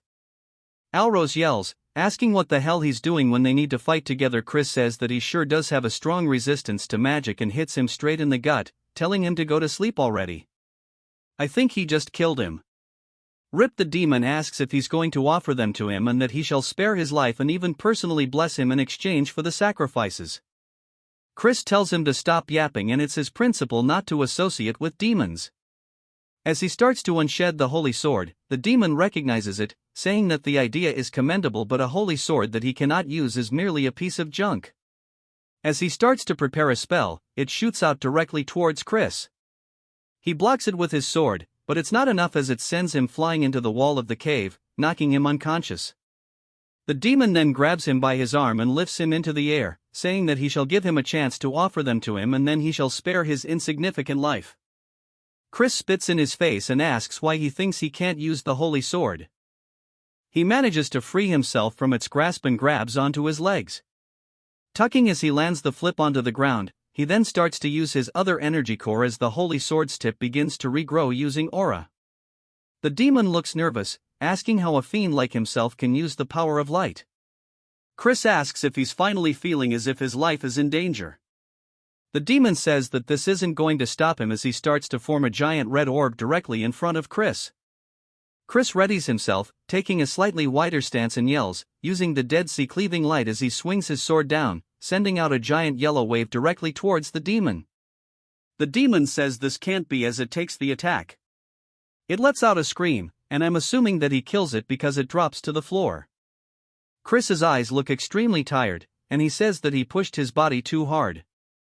As his vision grows more narrow with every passing second, he starts to fall over onto the ground, and they begin to lose focus. We then see his past life, and Evan is asking him if he really replicated his ability. Chris says that it was sort of like this, and Evan says that he sure is something and that the Dead Sea cleaving light literally signifies the single flash of light that divides the Dead Sea. But it's ironic. Despite using the sword technique, he failed to become the light of the Mir clan, but Chris surely will become the light who will save the world. As we see a blue finger touch a puddle, we see Chris still on the verge of death, and the woman says that this is interesting. She says that her name is Mefina, the first seat of Gehenna, 7th realm. Chris closes his eyes as Meph says that she looks forward to his actions in the future. It then jumps to the manor of Count Timon. Chris says that his head hurts and he can't believe that he's been lying here for 2 whole days. It's been a complete waste of time, but his body still seems fine. He starts looking around for the black puddle, spotting it beside him saying this is great. He mentions the Mefina thing, saying that it was unwanted attention. Occasionally, fiends who stand out early on receive a demon's blessing and can be nurtured quickly, but he doesn't care since it's something bad guys receive. But a seventh world demon wouldn't even be that high level to begin with. Some giant lion-like dude enters the room asking Chris how his body is, and we are introduced to the patriarch of House Tyramin. The Count Chris greets him and goes to get up to bow, but the Count tells him that he should just rest. Chris wonders what's going on, and he says yesterday they organized an investigation squad and checked the cave. It seems that someone had tampered with the magic circle that seals the entrance to Gehenna. Fortunately, it seems the demon kin was reverse summoned in the meantime, but no matter how much of a fleeting moment it was more than enough time for everyone to lose their lives. Chris wonders if they really believe it was a reverse summon, but it doesn't make sense since it would be difficult for them to even consider that he killed it since he doesn't need to think of an excuse. That's a plus. The Count says that he would like to start with an apology. He's sorry for treating him so poorly using only the rumors of him being a good-for-nothing. He then bows, thanking him, saying that he is a benefactor of House Tyramin and he is grateful for him. Chris tells him not at all, and as a member of the Dark Magic clan, he just did what he needed to do as they are family after all. While it does hurt his conscience, he decides to muddy the water a little bit, but it seems like that resonates with the Count. He says that's right, and if there is something he can help with, then he should let him know as long as it isn't something impossible. He will make sure it will happen. Chris thinks about it, saying in that case, he hopes that House Tyramin will shake off the old grudge against House Khazar instead of the enemy-like relationship they have now where they keep bearing their fan.as they each other. He wishes that they would have a friendly but competitive relationship where they can plan for proper advancements together, something that matches the fact that they are bloodline. Ken then goes to say something, but Chris says that he's sure he also knows the reason why their two houses are feuding is because of the behind-the-scenes work of the main clan. Since if the branch families work together from the main clan's perspective, they may feel threatened, it's a scheme to keep them as mere dogs who guard the house. The Count asks if he's planning a revolt against the main clan, and Chris says that he has no such thoughts. The Count can't believe that he would think so far ahead, and Chris thanks him for the praise, asking if he'll accept his request. The Count sighs, saying that for the first time in a while he should contact Count Khazar, but before he finishes his sentence, he calls him by his name instead. Chris smiles, saying that's right, and if he just unites their forces like this one at a time, they can establish a much firmer front during the Age of Destruction. The Count then gets back to asking him what he's waiting for, saying that his son had something he wanted to say. Alros tells him to take this, and we see him embarrassed as he holds out the ash pill. He says when he came inside the cave, it was on the floor, and since he showed no signs of waking up, he made sure to take care of it. Chris says if it happens to be that he is so grateful that he wants to give him more things, he can do that too. Alros starts barking at him, and the Count laughs, saying that he shall give him a gift instead. It's a summoning stone that can store up to a rank 4 demon beast. Chris says this is a really rare item. The Count says that he'll also make a report so that he can participate in the Sacred Dark R and wishes him good results. Chris thanks him for both the gift and his encouragement. The Count then tells him to rest up as he and Alros leave. Chris smiles and tells somebody to come out. Behind the curtain, we see a red aura, and Simon says as expected, it wasn't a coincidence that he had discovered him. To think that he could see through stealth that even the Count could not. Chris said that he could smell the scent of blood. Simon introduces himself as the head butler of the Dark Magic clan. Chris wonders if this means that he is the Elder Head's henchman. Chris then wonders where he's heard the name Simon before and says that this is the master of the Blood Shadow Mages. He explains that the Blood Shadow Mages don't differentiate between the Magic Empire and the Dominion of Light. They are a psychotic organization who reveled in indiscriminate slaughter and terrorism. The leader was a fiend who reached the heights of 8 stars, and during the endgame of the Age of Destruction, he reached 9 stars and became the 10th Demon King. He can't even count how many times they almost died because of that leader, and not to mention, Simon is the blood and flesh of the Demon King of Carnage. Simon said that he never thought that the young master would be this amazing. Not only that, but to think that he could even eliminate a demon. Chris says that he's certain that he took care of it alone, asking if he might have seen the Dead Sea cleaving light. Simon says that he can tell he's playing dumb. After having gone to the cave, even the demonkin's corpse was completely annihilated, leaving no trace. And that it was not a reverse summoning, for it to be completely vaporized inside the cave. He's impressed by his skills, and he wants him to explain how he did it, as he should understand what he's saying since it will all be reported to the Elder Clan head. Chris asks why he should reveal his trump card. Simon reminds him that this will be reported to the Elder, and Chris says that if he were the Elder Clan head instead of a little nerd who answers every question, he would be like a predator who keeps their claws hidden to the very end. Simon looks surprised, saying that he surely is an interesting person. And Chris asks if he's not going to apologize. Simon asks what for, and Chris says it's normally difficult to differentiate between a reverse summoning and annihilation just using traces. That's why the Count misunderstood it to be reverse summoning. However, there must be a reason he believes it to be the opposite, and it's simple once he thinks about it, and that is because he was the summoner himself. And a demonkin summoning case where a member of the clan almost died would sure be some crazy news and might even be overheard by the Elder Clan head. Simon says that he will take responsibility, and Chris decides to keep it a secret. Instead, he should remember this, and that he owes him a big favor. Simon looks surprised, asking if this is a deal, and Chris says that it would be great if that's how he decided to understand it. Simon says that this is understood and he won't forget this mercy that he's shown him, and it was great meeting him today. He hopes to see him again soon, and he'll be counting down the days until he arrives at the main clan. Chris explains that Simon is a person who will have an important role to play during the Age of Destruction. Therefore, he absolutely needs to form a connection in order to change the future. We see Chris's luggage floating through the air as Mary says that she's finished the preparations to return home. He tells her good work, and Alrose opens the door and peers in, asking if he's leaving now. Chris reminds him to use his title, and Alrose asks what he means. Chris says that he let it slide yesterday in front of the Count, but a promise is a promise, and that he has to call him Big Bro from now on. Alrose says that he already told him he's 2 years older than he is, and Chris asks if he has something he wanted to say.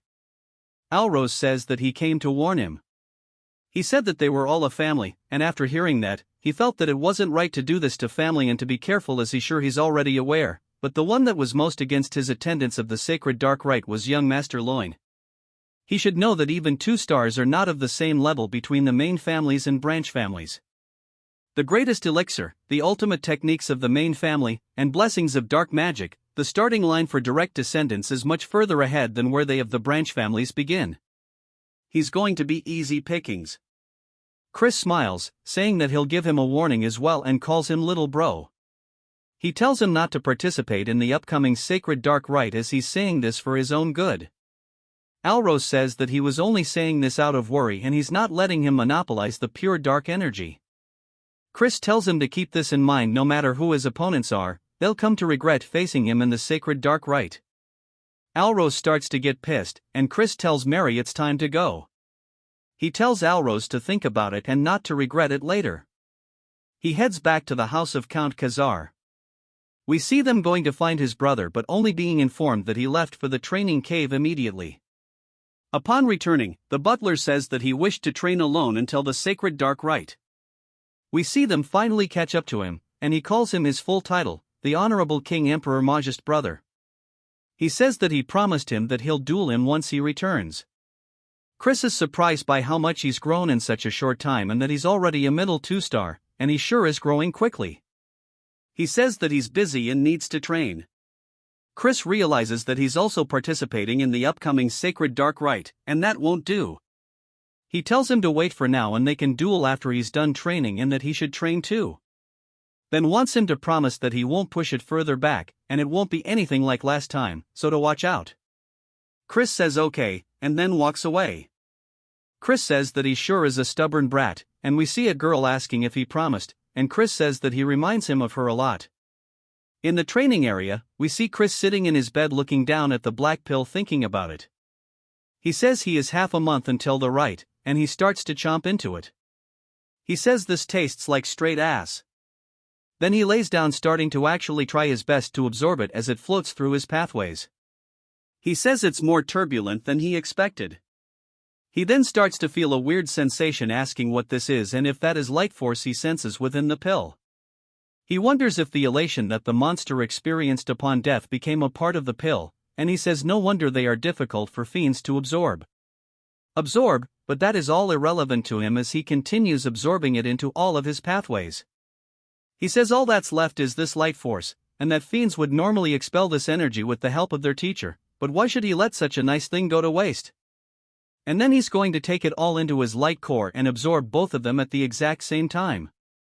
As he has both light and dark flying through his pathways, each one going to their respective core, taking every single thing this pill has to offer, Chris opens his eyes to reveal a very bright light, only to close them once more to show off the darkness. This time, and then a little later, we see a woman telling someone to enter. He says that he has a report on the investigation she requested. He says that during the black pill hunt, there was an incident where a demon kin was summoned, but he survived it. He's sorry that the investigation took longer because he had to look into the incident as well. She tells him good work, and he says that unless she has any more questions, he shall take his leave.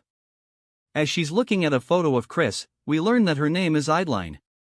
We then get another time skip of half a month, and there is knocking on the door saying that today is the promised day. Chris tells him to enter, and then does so. He's surprised. Chris says that since he's coming first thing in the morning, he must be really looking forward to getting plummeted. Then, he's just wondering what's going on since his presence leaks beyond what it was half a month ago and tells him not to make him laugh. Chris says that if he's desperate for a taste of an ass whooping, he'll grant him one right now, but if he wins, he should give up on participating in the upcoming Sacred Dark Rite.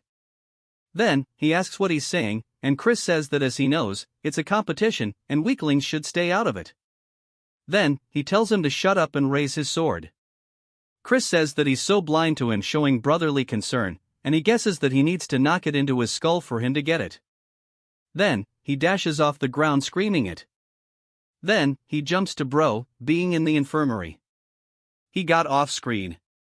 Their father says that Chris went overboard and that the healer said that he'll be in bed rest for half a month. He guesses then we'll have no choice but to wait for the next rite. Then, he tries to argue against it, and Chris says that he wants a moment alone with him. His father says okay, and then he'll let them talk it out with his brothers. After he leaves, Chris approaches the bed, asking what he's pouting about and not to whine like a baby when he's the one who asked for the fight. Then, he says that he must truly dislike seeing him grow as he mocks him and looks down on his achievements. Now, he's deliberately injuring him so he can't participate in the sacred rite. Chris says that he's going to cry at this rate, and he thinks that they aren't on the same page. Here, he did that in hopes of him becoming stronger for him. If they compete against each other in the rite, he will forever lose his chance to obtain pure dark energy, and he needs to be rough because of how stubborn he is. Asking if he understands, but most importantly, pure dark energy doesn't suit him. Then, he asks what he means, and Chris says that his best suited energy is gray. Dark energy instead. We learn that just like how the power of light divides into various types, there are also a variety of dark energies. Pure dark energy is the highest attribute of all dark energies. Right below it is a gray dark energy, a type suited for curse magic. He says surely he's found it easier to master curse magic than swordsmanship. Then, he asks how he knows this, and Chris says that he can't tell him that he learned the future and that he should come up with a decent excuse, saying that he can tell that much while sparring with him. Chris tells him that if he takes in pure dark energy before he masters great dark energy, it can cause problems when he tries to learn it later. Of course, it won't be impossible since pure dark energy is the higher attribute, but he'll be impeded by its unique properties, and it will only slow him down. He wants to become as strong as possible as soon as possible, and he wants him to think these things over before participating in the ritual. This is his sincere advice to him as an older brother rooting for his younger brother's growth. Then, looks super touched, and then Chris gives him a gift. He sees it and recognizes it as an ash pill. Asking why he's giving him such a valuable item, Chris says that's because he's his little brother. Asking what other reasons he needs, he already ate something better anyway. Then, even starts to tear up and damn, this is just way too wholesome. He says, if he was capable of changing like this, he wonders why he acted like a turd.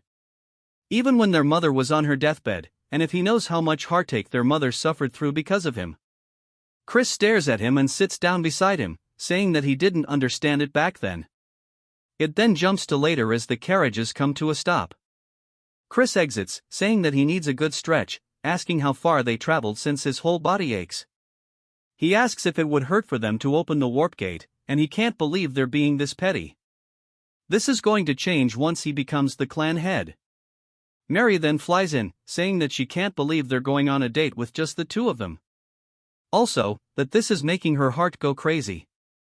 He says that she doesn't even have a heart, and he explains that because the main family limited him to bring in one companion, he can only come with Mary since she's attached to him due to their pact. He sees other people talking about him, and Mary says that he is already famous.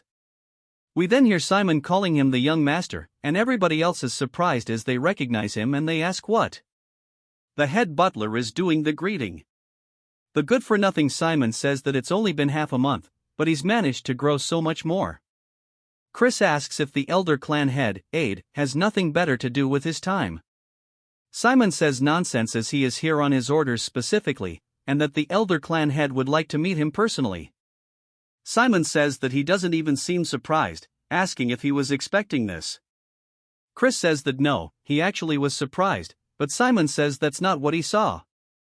It then jumps to the clan head's room, and Simon says that he's brought him the clan head.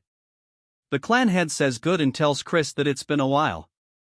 As we see Marion with him too, Chris starts to feel a very powerful gaze, saying that this presence is dominating and he can barely stand from the pressure alone.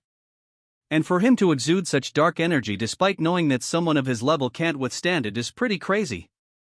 His hands start shaking, and he lowers his head, greeting the Duke. The Duke asks if he was not surprised by the sudden meeting with him, and Chris says that he expected him to call him the Duke. The Duke asks why, and Chris says that it's because a new star has appeared in the clan. The Duke laughs, saying that's correct. Neither Marion nor Simon could hold back their compliments, and yet he can't quite tell if he should have any expectations. Chris doesn't reply yet as the Duke continues, saying that no matter how great of a seed he may be, only time will tell how he will grow in the future. He could be a sapling that withers away. As soon as he sprouts above ground and Chris says that he is correct, he is still too lacking to match his expectations. The Duke asks if he's saying he won't be able to in the future, and Chris says that only time will tell if a sapling will surpass expectations and grow into a great tree, or perhaps it will even grow into an abnormality that even casts a shadow upon a great tree. At the very least, he knows he will not disappoint him. The Duke laughs once more and says that he shall have high hopes from him, and he is now excused. After he leaves, Marin asks him what he thinks, and he says that he was beyond his expectations. However, because he holds such great talent, his fate will be much more turbulent, and that she knows as well that the bloody winds blowing towards the magic empire will soon be coming their way, but that's not terrible news because a small hope has actually sprouted today. Marin looks surprised by this, and the Duke says that he might actually indeed be able to fulfill his long-desired wish. It is now the eve of the sacred darkness, and they start announcing the arrival of Count Khazar's eldest son, which is none other than Chris. I'll drip the hell out, people. Wonder why the Duke wanted to meet with a fool like him anyways? And they say that he seems like a jig. Chris says that he knew it and that he is way too handsome, and it's all because he's just too damn good looking. Mary, of course, is the ultimate hype man, saying that he sure is. He then spots some drinks and says that surely that's alcohol. As he walks over, the waitress says that he's not allowed to have any because he's underage. Instead of alcohol, he can have some ginger ale, and they even start laughing at him. Chris can't believe that these people are so damn lame, and he doesn't want ginger ale. He wants alcohol. They then continue to announce the arrival of the young lords and young ladies. As the doors slowly open, we see them all walking out into the room. We are formally introduced to Eskid, who was the second young lord, which we know of, Julienne, who was the first young lady who has also been mentioned, and now the ones who haven't, such as Jian, the second young lady, and Misak, the third young lord. As they all start to walk forward, we see there are only 4 of them rather than all 5. Chris says that the first young lord seems to not be in attendance, and he wonders what Eskid will say to him since he's the victim of his little game. The one that solidified his reputation, Eskid, completely walks by not saying a single word, much to his surprise. Chris is just annoyed that he won't look him in the eyes after everything he's done. He guesses that he is no better than him. Julienne, though, raises her skirt, giving him a slight greeting, which also catches him off guard. But he recognizes her as Julianne and how his aunt told him to be careful of her. But he didn't sense anything in particular out of order. Chris says that he'll figure it out later. This is enough recon for today, and it's time for him to get back and prepare for the right butler. Then, a butler then appears behind him, clearing his throat, saying that his name is Flower and he is a summoner working for a young master loin. Chris asks why that matters, and he says that he heard that someone who was unworthy will be participating in tomorrow's sacred dark rite, and he is worried that an underqualified participant might cause an accident, sullying the name of the Great Dark Clan. Chris asks if he is seriously trying to say that he's talking about him, and Flower says that he just simply has to prove that he is not. Chris then looks up towards the upper floors, and he sees Loin glaring down at him. Chris says that if he doesn't like him, he should step up himself and that they can have their little heart-to-heart during the rite. He says that he'll do it since it doesn't even sound like an inconvenience, and now he wants to see the party tricks. He says not here since he's unarmed, and Chris asks if he really expects him to use a weapon to face some rat like himself. Flower says that he will regret this, and Chris asks if he's sure since he thinks he's going to be the one to regret this. We see both Chan and Julianne staring at Chris, particularly Julianne. All of the guests start to look surprised by something, and we see what it is now. As it is, Flower is getting himself rocked by a bunch of spirits while they even start feeding Chris grapes and treating him like royalty. The guests wonder what the hell that is they are witnessing because Flower started by summoning evil spirits, but they instantly turned against their summoner with just a single gesture, and they wonder how he gained control so quickly. Chris asks if that was young Master Lo's wishes just now, and that's pretty unbecoming of a direct heir of the Dark Magic clan, and he should have just challenged him to a duel if he had any grievance. Lo says the incident has nothing to do with him. Chris says not even a fool would fall for that lie, but he'll just believe him this once. Now they can meet again during the sacred dark rite, and that he sure does find him cowardly, but he'll make sure to teach him some manners next time. It's now the day of the dark rite, as we see Chris entering straight, yawning, and looking ugly. Mode Alrose asks if he's not even the slightest bit nervous since he caused a ruckus yesterday. Chris asks why he came here, even though he warned him not to. Calling him little bro, Alrose asks how he could push back the sacred dark rite, calling him crazy. Loin then makes his way down the stairs, glaring at the rest like he's so much better than them. Chris tells him just to wait. We then hear an older person's voice as they ask if everybody's assembled. They introduce themselves as Sebastian, the vice butler in charge of the main house.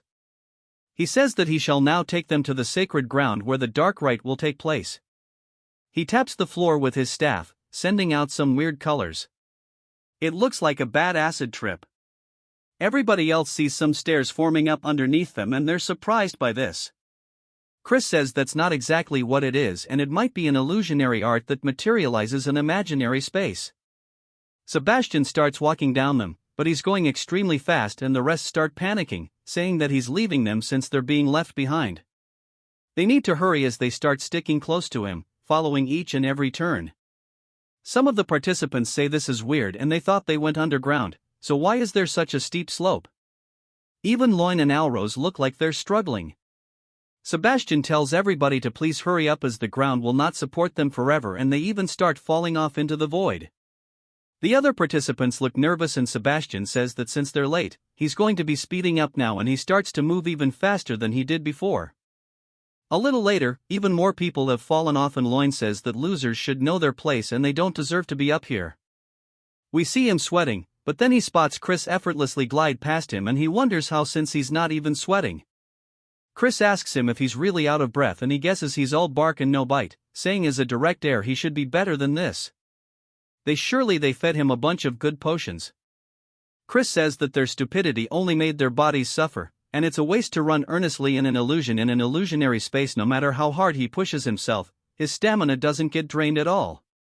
And just by twisting one spell, he can become invincible within this realm.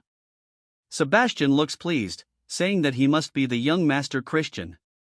They finally get to where they're going, and everybody's panting, gassed out. Alrose asks why Chris isn't scathed. He says this is why he should have trained his body more instead of riding his beast everywhere. We then hear a different voice welcoming everybody as a crystal forms in front of them. It floats around the room, and she says that as they may all know, this is the sacred ground where the purest of pure dark energy bursts forth. Thus, they call it the sacred darkness. And she introduces herself as Rahu, the manager of the sacred ground. She welcomes the young masters and young misses. She says what they will be doing today is obtaining the great pure darkness like the third-ranked demon king, the Dark Destroyer, the progenitor of the dark magic clan. A blue light then starts to form on the ground, weaving underneath every single one of them, and she says that there is not enough for all of them to share. All of the demon beasts inside will test their worthiness. Chris asks if all she's saying is that it's based on who arrives first, and she says it's very perceptive. Chris asks what if an unforeseen mishap occurs, making the competitors fight one another during the rite, and if they will be disqualified. She says that because each of them will be on a different path, they should not run into one another, but on the off chance they do, they should avoid conflict as the more time they waste, the better it will serve the other competitors. She starts to count down, saying that they need to focus up and prioritize their own safety. May fortune be with them as the countdown is finally ending. They all start running off down their own paths. We see Sebastian and Raha standing there, and Sebastian asks if she wants to bet some blood juice on who will win. But of course, she vanishes, and he can't believe that he got brushed off once more. We see Loin making his way forward down a tunnel. He spots a swarm of beasts ahead of him. They start preparing magic and leaping at him with fire in their mouths. He starts to imbue his hand with aura as he smacks forward, hitting one in the throat and quickly moving from wolf to wolf, getting rid of them on the spot. He says that at best, they are lower-ranked second-tier magic creatures and that these are nothing to him, an upper 2-star though. He's sure that Chris is having a very rough time right now. According to the rules, each path is supposed to have the same distance and time. However, he bribed a mage so that only Chris's path will have stronger demon beasts, and that he's going to come across some stronger demon beasts by pure coincidence. We need a tragic fate since any death that occurs during this is overlooked. It's going to be his grave. After a while, he finally comes across a door, and Lo says that this must be it to the sacred ground, and Chris knew he'd be the first one here. Chris asks what took him so long, as he thought he was going to die of boredom from all the waiting. Lo asks how he got here so fast, and Chris says there wasn't much to it. Loy says that's not possible, as his path should have had much stronger monsters. Then he closes his mouth, realizing what he was saying. Chris smiles, saying no wonder he thought they were at a higher level than they should be, so it was all his doing. Lo asks who he is to throw allegations like this. Chris says that it's only going to be the two of them for a bit, asking if there's any need for formalities. Lo calls him an arrogant turd, saying it's taboo for competitors to clash during the right time, but he's going to crush him here and now. As he swings forward, Chris easily dodges the attack and says that he's using magic combat arts. It's a combat technique that explodes magic power at close range or disables his opponents by snapping their joints. Chris continuously avoids each and every one of the attacks to the point that he's getting annoyed, and Lo even calls him a slippery rat. Lo then spots Chris's hand, thinking that it's an opening, and charges forward, saying that he's going to break him. Chris calls him a dumbass and he grabs his wrist instead, putting him into an armor. He tells him not to cry even if it hurts, and then all we hear is the sound of it snapping, and he lets out a very loud scream. We then see Alrose running down the hallway, asking if he's too late, only to see Lo and another competitor both lying on the floor. Alrose asks Chris if he did this, and Chris calls him slow as hell, asking if he's going to faint on his own now or if he needs to beat him until he does. Alrose says that he hasn't been sitting around doing nothing and to come at him. Of course, he got folded like an omelet, and Chris says that was some real déjà vu. He's sure they'll find them if he just leaves them here. He explains that 5 years from now, the first great war against the Alliance will break out, and he needs to have the Dark Magic clan within die in his grasp before then, which is why he can't share even an ounce of the darkness with them, and since he's done cleaning up, it's time for him to take possession of the sacred darkness once and for all. The sacred darkness is the power that grants a fiend the possibility of becoming a true transcendent. The Duke, who is known to have absorbed 80% of it, is one of the strongest alive, even amongst the demon monarchs. The Dark Destroyer also absorbed more than 90% of the pure dark energy to become a demon king, meaning if he can make 100% of the dark energy, he can exceed even the demon emperor himself. As he stands before it, he slowly stretches his hand out until it starts pouring through all of his paths. It then jumps to some people, saying that was unbelievable. Every other person than Chris was eliminated. This is a disaster as the young Master Loin is in serious condition. They start saying that he probably used a trick or a banned magic tool and that they need to investigate thoroughly and punish him. Jian says that won't be necessary as that bastard won't be able to enter the sacred ground anyway. The fact that he hasn't left for 2 days must mean that unless this is all the time required to absorb the sacred darkness due to the quantity, he is already being crushed by the sacred darkness and died. Even the Duke had run into a limit of how much he could absorb, and that Chris is definitely dead and there won't even be a corpse. Left behind, as she walks away, she closes the door and looks pissed, saying that even if he comes back alive, she'll kill him herself because when her father died during his battle against the Alliance, only she and Loin were adopted by their uncle Viscount Langham. That's why her footing within the clan is already unstable, and since Lo wasn't able to receive the sacred darkness either, no one will support him in becoming the successor, and that she will pay Chris back for this indignity. Even some of them start saying that the good-for-nothing still isn't out yet and that he must already be dead and it's punishment for being greedy without knowing his place, and they say that even the ghost over there is waiting for her master, but she'll soon meet her master's ghost. Mary puts a hole into one of the bags, pretty much giving them a warning, and she says that her heart flutters as she waits for her young master, but if they keep being noisy around her, she'll turn them into ghosts under her control. They run away saying they're sorry, and she returns back to being a cutie pie, telling Chris to return quickly as a man who makes a maiden way is not cool at all. It then jumps to Chris, sweating hella, saying that this is an unending darkness that chokes the breath from his throat and that he's only around the 70% mark and that this is a lot more difficult than he expected, but he has to endure no matter what. The real test will begin around the 90% mark and if he takes in too much, he will die. Ceases his limit, his core will shatter, and he will die here before the war even starts. He then realizes something, saying that's right, and that if only he had a dragon heart, the dragon has the largest container for their core. So even if it's just for a few minutes, he can imitate its heart. There might be something about it. As he does his best to do so, even more energy is being absorbed, and it slowly starts to shatter. He says this is his limit and needs to stop. We hear Mafina asking him if he needs help. He then sees her appear in front of him in this subspace, and she's a big girl, but he is just taken aback.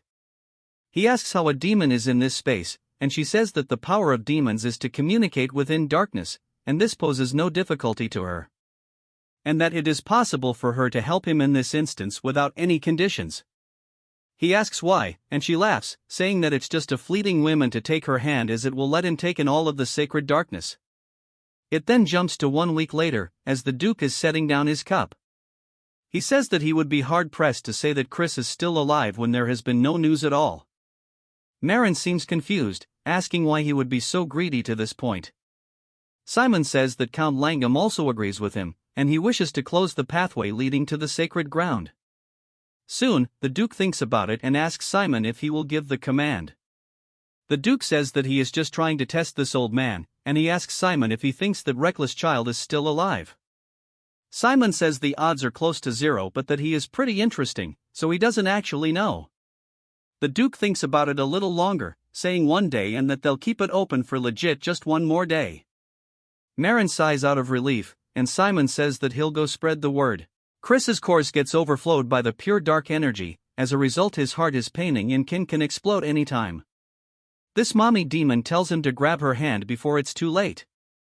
Instead of taking her help he stubbornly refuses. Hearing this she tells him he is extremely foolish, telling him that he should know that there is a limit beyond which humans are not permitted. Hearing this Archad gets pissed, telling him that it seems like he is forgetting something. Since they are currently in a world full of concepts.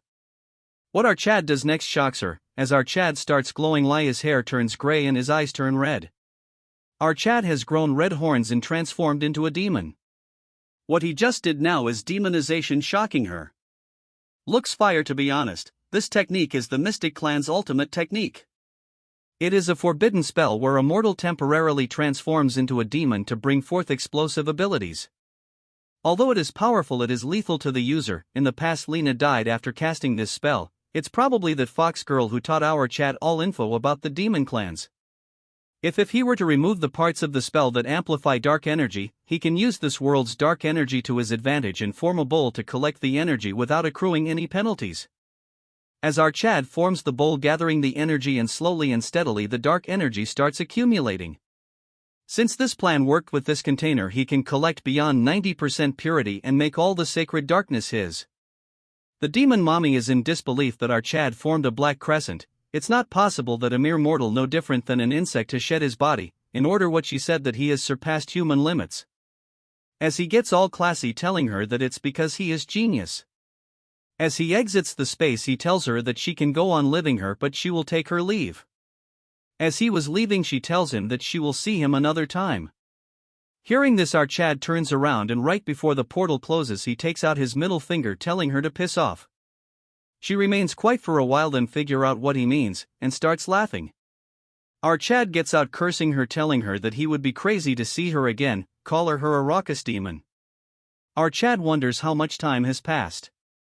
According to him it must be a week, so the family must be in chaos. He undoes the demonization and says that it's time he should play a prank. After some time a butler barges into the Lord office telling him that Chris has returned. Hearing this everyone in the room is shocked, telling him how it is that he is still alive. The acting head, let's call him Donkey, tell the minion to elaborate what happened. He says that our Chad survived with his life hanging by a thread. As a result he is extremely fatigued. From what the healer said he is sensing pure dark energy, but it's a mess. So it will be difficult for him to utilize the energy forward the energy. One turd curses our Chad, telling him that what can they expect from a turd like our Chad, and there is no way he absorbed more than 80% of the sacred darkness. The energy was wasted because of this, and one fatso tells the Lord that our Chad must take responsibility of this. With a cold face he tells them that he will keep note of this and tells them to leave since the meeting is done for. After they are gone he asks someone if the report is true. He says that he observed our Chad next to a healer and it is clear that a problem had occurred with his core. Hearing this he continues to tap on the table and the old man nervously sees him being quiet. As he gets colder he tell this guy that Loin needed to become the young lord, a sacrificial lamb and the key to their plans with the poison magic clan. This crazy donkey says that their plan of eradication all with something called Jupian has been postponed. As for Chris, it's unsettling that his father is paying attention to our Chad and because of him the flow of the river is disrupting. Hearing this the man keep quiet as if he needs to go to the toilet. After a few more of this annoying tapping he orders his to bring Chris down to the darkness hall the following day. He will announce Chris's coming of disposal before vassals. The next day as our Chad was summoned, he thinks that they are desperately trying to get rid of him. Since they gathered all important people here for this meeting. This donkey asks our Chad if he is aware of the sins our Chad has committed during the sacred rites. Our Chad says he is aware all while the leader is seeing a distorted core. He asks Chris to elaborate and he says that his peers are unworthy of their lineage so he should have pummeled them even more. Hearing this an ugly female wearing a suit gets angry. The donkey explains that our Chad's mistake was that even though he was able to monopolize the precious resource of the dark magic clan, he wasn't able to produce a result befitting of that privilege. Chris asks him by what measure did he use to exactly come to this conclusion. He says that a purity of 70% is a bare minimum. Our Chad asks him what sort of punishment he would befallen him if it's below 70%. This fish face says that he will not inherit any of the dark magic techniques. Additionally, he will forever be barred from entering the grounds of the main house, and his succession of the house of Count Khazar will be denied as well. Our Chad acts as if he doesn't care, telling him how he is going to measure it, as it seems even he cannot fully measure it. That's when the fake Eskid raises his hand telling our Chad that he's CA help. He says that although Christian's core is in chaos, a dark energy clash should be able to measure his purity. Since he absorbs 70% of the sacred darkness, if our Chad is able to overpower him, then that would mean our Chad has achieved greater. A dark energy clash is a battle purely measure the superiority of one's dark energy against another's. In a battle purely, to measure the superiority of one's dark energy against another's. Given the same amount of dark energy, whoever possesses more pure dark energy would overpower the other in an instant. But when pure energy of similar ranks clash, the one with higher purity would be victorious. According to our Chad, it's the perfect way to destroy his core. He thinks to himself that this guy is more sinister than he had expected. Before they began, our Chad has a condition: if he were to achieve a great enough result, they must support our Chad and allow him to attempt the test of the young lord. Hearing this, a few get shocked, but his third brother agrees, telling them it doesn't matter if one is of direct bloodline or a branch family when aiming for the seat of the young lord. As the other remains quiet, he says that it's the way the magic empire for the strong to lord over the weak. As he gets onto the stage, he tells Chris that during the dark energy clash, if one doesn't have sufficient control over it, it could hurt your core. So to match his rank, he will only use dark energy of only a beginner 2-star level. As they reels their energy, our Chad tells him that he doesn't need to do that and should worry about his precious core. As he releases his energy, the turd says that hearing him speak such word makes him look forward. As they collide, our Chad instantly overpowers his 2-star dark energy. This turd is shocked because his dark energy was nullified without our Chad gathering any strength of his own. He uses the dark energy of an expert 2-star, but the results are the same. Our Chad, seeing this display, says that it's an utter disappointment. He angers him more, telling him that he was acting so high in might yet he is this weak. Because of this taunt, he releases aura. Seeing the reels, the others says that it's a 4-star dark energy. If it hits, it will shatter our Chad's core. A dragon-like energy forms around him. But another dark energy forms from the other side. A huge claw large enough to squash it forms. It's so enormous that in front of it the dragon looks like an ant. As our Chad tells this turd that during an energy clash, if one doesn't have enough control, one could hurt his core, so he should be careful, as the energy damages his core, making him scoff blood. Our Chad takes the energy back, thinking it was not enough and he should have broken his core. Since he is smart, he coincides telling everyone that our Chad has a purity of at least 90%. Hearing this, everyone gets shocked and our Chad turns around telling the Lord that he now has the right to be a young lord. Hearing this, the donkey is shocked, not showing a single reaction on his ugly face. Like always, this ugly turd continues to tap on the table, then tells our Chad that as promised it will be permitted to take the test of the young lord. However, no member of a branch family has taken the test before. As the acting head, he will randomly select a test for our Chad. Chris thinks to himself that what he is saying is that he will give him a test that'll be impossible for our Chad to pass. His qualifications will be assesses at 2 different points. First, he will prove his talents. Next, he will need to achieve a feat befitting of a young lord. Our Chad asks him how he is going to prove his talent, and the turd asks him to reach 3 stars in 3 months. Our Chad remains quiet, telling him if that is all, stating that he is a genius after all, so it won't be that difficult. The man remains quiet, then says that he is looking forwards to seeing what he achieves in 3 months. Later that in a quiet room, the turds sit across each other. As the retard sips tea, he is disappointed on Eskid, and he says that it is all his fault for having underestimating our Chad. Because of this, even his core took a blow, so they must deal with him quickly before he becomes a problem. He tells this junior turd to not worry, since he should be aware why they intentionally go out of their way to not absorb more than 70% of the pure dark energy. The higher the purity of the absorbed dark energy, the more difficult it is to raise the rank of said energy. It is exponentially difficult. In fact, achieving a mere 3-star level will take multiple times longer than others. So he asks this turd what he thinks will be the case when he has absorbed 90%.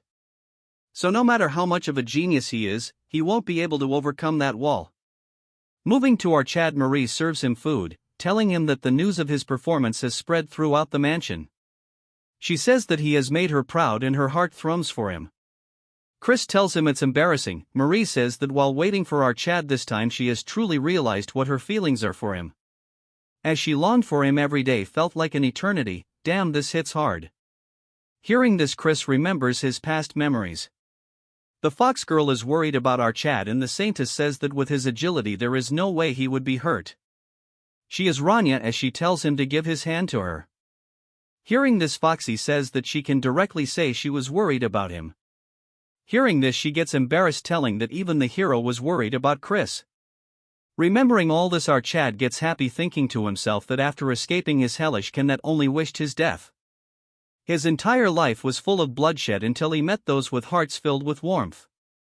As Marie was preparing her blood juice, Chris says now he can speak words he couldn't, thanking Marie for waiting for him. Hearing this, she gets shy, telling him that he has finally understood her true feelings. She acts like her heart was racing. Hearing this, Chris says she doesn't have a heart to begin with. She is so cheesy that she tells him that it was stolen by our Chad. Chris says that since she waited for him, he will give her a reward, offering to go on a walk with him. Hearing this, she starts acting crazy. She gets all dressed up as they go on a walk. What a piece of art, she'd better get a body soon. Chris thinks it's cool to relax once in a while, and she still has to reach 3 starts in 3 months. He thinks that it will be tight, and even with the guidance of the Branch family tutors, still handling over 90% darkness will be difficult by himself. That when a voice intrudes, telling him that he is focused on going around and causing trouble. Turning around, it's our Chad's auntie, and he greets her. She asks him if this is the right time for him to be wandering around the garden without a care, asking him if he found a teacher to aid in his training. He asks her if it's her, but to his disappointment, it's not her. She shocks him when she says that it's not her but someone else. He tells Marie to leave, telling her that he will see her in dinner. As they walk down a staircase, our Chad tells her that he doesn't know who the teacher is, but he is thankful that she is thinking about her nephew. She says that she doesn't believe he should be thankful about this, explaining that he will experience it himself, elaborating that he is not kind with his teaching. To add fire to this, she says that not even one of her siblings could keep up with his training. She warns him that this opportunity will not come by often, so he should not disappoint him. As they reach the end, Chris gets shocked, asking her if the kid in front is lost. Well, why is 200 or 300 old year cosplaying a kid?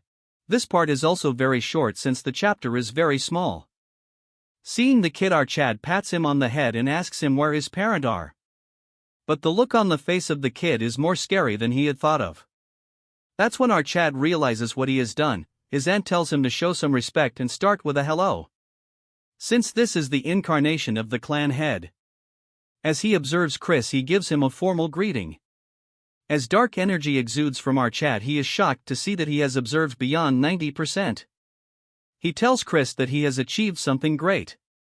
However, he should know that it was a foolish decision, which our boy has no objection against. Role-playing old man says that as the one with 80% of the sacred darkness, he encountered walls that were much higher than others. He shares that even their progenitor never would have been able to reach the stage he reached if not for the grace bestowed by the Demon Emperor. He cannot fathom the walls our Chad will encounter on his journey. As such, he offers to return a portion of our Chad's dark energy into ether. He says that with his talent he can easily handle 80% of the dark energy, and anything beyond that is greed. Before he could finish, our Chad a question to ask him, asking him why the Dark Clan has become so weak. This even alert his auntie until he start blabbering. With a straight face, he says that while they may not be at the level of the Mystic Magic Clan and the Undead Magic Clan, those called the Heaven Above the Heavens, they are still seen as the weakest among the 12 noble clans. The little old man asks him if there is a reason for this. Chris says that the Dark Magic Clan has certainly prospered beyond what success he knew in past generations. This is all thanks to the achievements of the clan head. Yet even so, the other fiends say that the Dark Magic Clan are not what they used to be. He says that there can only be one reason. It's because they lack the quantity of absolute stage individuals above 8-5 tars of power. Hearing this, old kid remains quiet. In the future, when the Demon King of Carnage attacks the Dark Magic Clan, at that time Nordian will have already died, since there is number 8 stars and only a few 7-star fiends will be left within the clan. Them, along with the clan's 10,000 soldiers, will fight against the Demon King. But in the end, they will be defeated and forced to become his slaves. That is how important the absolute stage personnel of B-stars and above are to the clan. And there is no way that the elder clan head isn't worried about this. The old kid agrees, saying that he understands that very well, but is concerned that he will be crushed under the weight of pure dark energy and won't be unable to grow. Chris asks him if he is not curious that with this power of his, will it only stop at strengthening the clan, or will he leap above those trials and become a being of limitless power that will rule over all? The kid laughs, saying that our Chad has a way with his words. He says that he won't regret this decision, as a dark energy forms under his legs. In a matter of seconds he gets engulfed into the pool. Waking up, he sees that he is in a forest. A voice says that his first task is to inherit the pure dark energy. Chris is confused as he tells him to survive. Behind Chris there is a hungry double-headed bear, as Chris notices its presence, telling himself that he is in a lot of danger.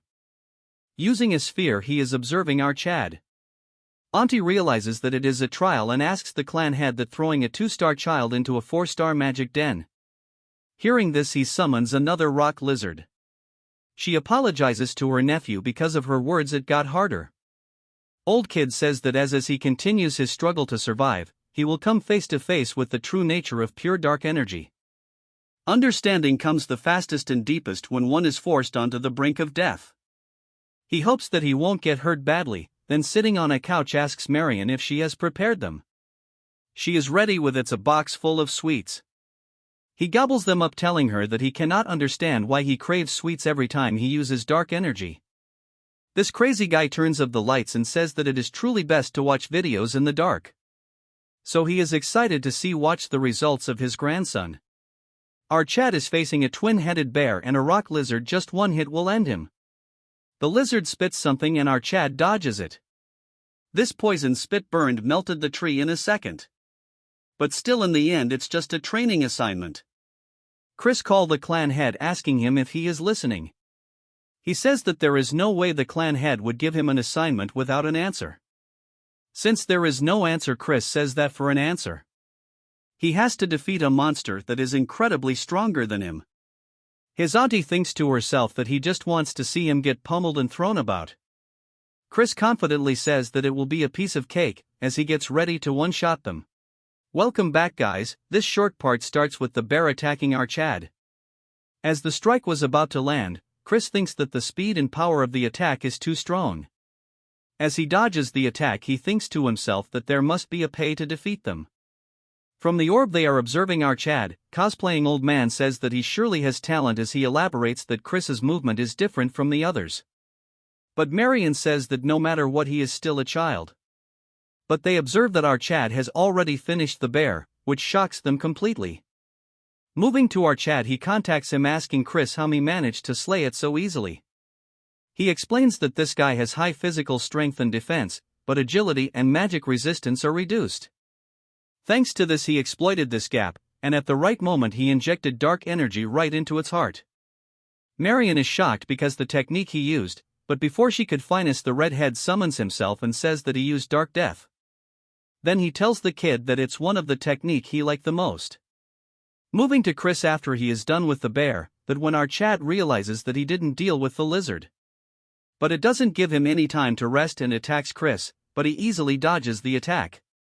But since it has 2 heads, the other one spits poison which he barely dodges. This lizard has 3 hearts, until he destroys all 3 of them at the same time. It will continue to regenerate, so he has to try a different approach. Using the dark energy as rope, he entangles the lizard with it, completely binding its movement. As he uses extreme force, the entire monster gets destroyed as all 3 cores get shattered under the force.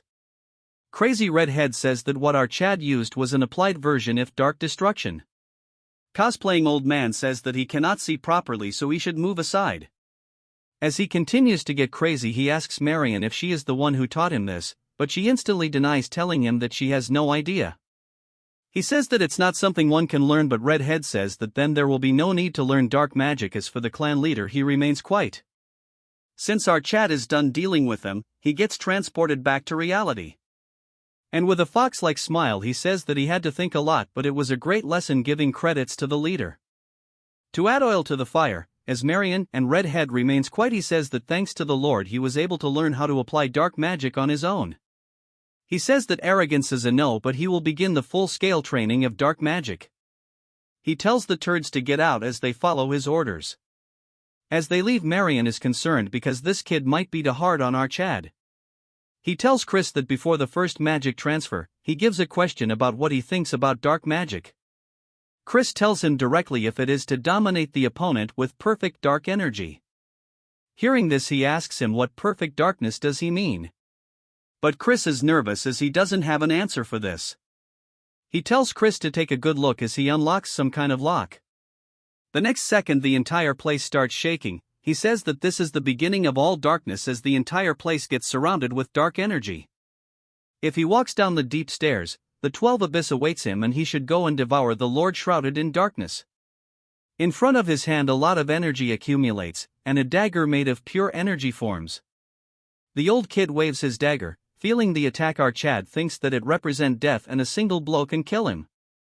It shatters the space behind Chris and he can't breathe properly because he remembers that it clearly cut his neck and passed by. The man explains that it is a sword of ideas that only cuts what it wants to cut. As the sword disappears he gets ready to leave, saying that he will give our Chad a month. In that time he should sharpen the black sword he just showed. As he leaves without telling him how to do it, our Chad is left confused. I don't get this, why are chapters getting smaller day by day? First thing in the morning Chris runs around the training area, then proceeds to do one-hand push-ups. Because of this intense training he is all sweaty as he takes off his shirt. His back has defined a lot. But it was all a dream since he has a long way to go, as he's still a skinny Barbie. Then he sits into a meditation pose, telling himself that he should go back to training. A pure dark energy form around his hands, it takes shapes into a dagger but it fails miserably. He is not quite satisfied since he has forgot count of how many times he has failed. Even when he manages to summon it, the most it lasts is 10 seconds. Moreover, it is nothing compared to the family head's black sword. That one was far more powerful and primal in darkness. He had said the following: climb the deep stairs and the 12 abysses will await you. Crow seeking wisdom accept it and praise it. Chris thinks that there must be a secret hidden in that incantation. Exactly 1 month after this scene, the duo Marion and cosplaying old man are coming down. He tells her that by now our Chad should have failed enough to realize his limits. He asks Marion if she is that worried about our boy. She says there must be a faster way, as he knows that there must be about 2 months left until the successor test. This cosplaying old man says that, with the purity of the dark mana he absorbed, rapid growth is impossible anyway. Even if he forces progress, he'll just hit a massive wall. So it's better to firmly build the basics. As they arrive and comes face to face with our Chad, he is extremely surprised. Because Chris had managed to manifest a dagger, as Chris tells him that he figured it was time for him to show up. As they are left shocked, Chris thanks the family head, telling him that it all because of him. That he managed to reach 3 stars faster than expected. Before he could finish, the sword disappears. Chris says that as he can see, faking it is the best he can do for now. He says that it took about a week to manifest the black sword. But to him it felt like a shell, the mysterious incantation he shared earlier. By 12 abysses, he meant the black sword must contain all attributes of mana. Hearing all this, the old man gets flabbergasted because it's the true black sword.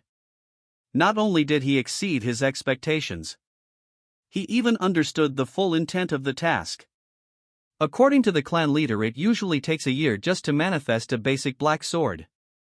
And a lifetime isn't enough to comprehend 12 mana types and awaken the true black sword. Yet our Chad did all this in under a month. He really might be the lone hope found at the end of the cursed demonic path. This emotionless turd smiles, telling our Chad to be prepared as starting tomorrow. The teachings he will give him will not be easy.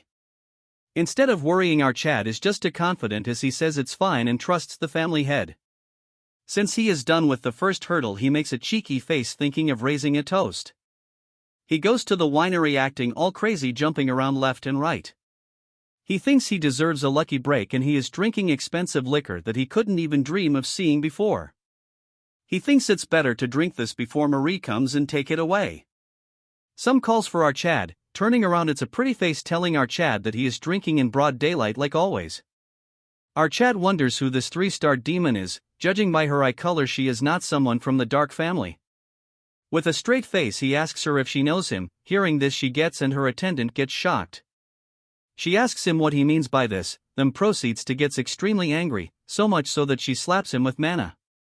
Because of this, our Chad falls to the ground, and the attendant tells her to let go, since there is no need to get associated with trash like our boy. As she turns around, the old man from the exam is here taking the wine bottle. Chris is very angry, saying that she is rude all of a sudden, asking him who she is, and he says that she is Princess Marissa of the Venom clan. Hearing this, he turns into a fool because she might really be his fiancée, to be precise his former fiancée. Chris is in a tough spot after this because he might have caused a problem. Moving to Marissa, as she walks through the corridors, she is extremely pissed to the point that it clearly visible on her face. In a flashback we see a 8-year-old Marissa seen playing with ants. She thinks to herself that everyone is just going to talk to her brother, so she cannot understand why her father brought her to the dark family. As she was focusing on her ants, the busybodies tells themselves that she is an illegitimate child, saying if the Duke has lost his mind or what. Since his son is useless, they thinks that he is trying to sell his daughter off for a son-in-law. Feeling a presence, Marissa looks up to see Chris. He tells her what a kid is doing here all alone. Seeing him for the first time, she got charmed. Guess our boy got the looks.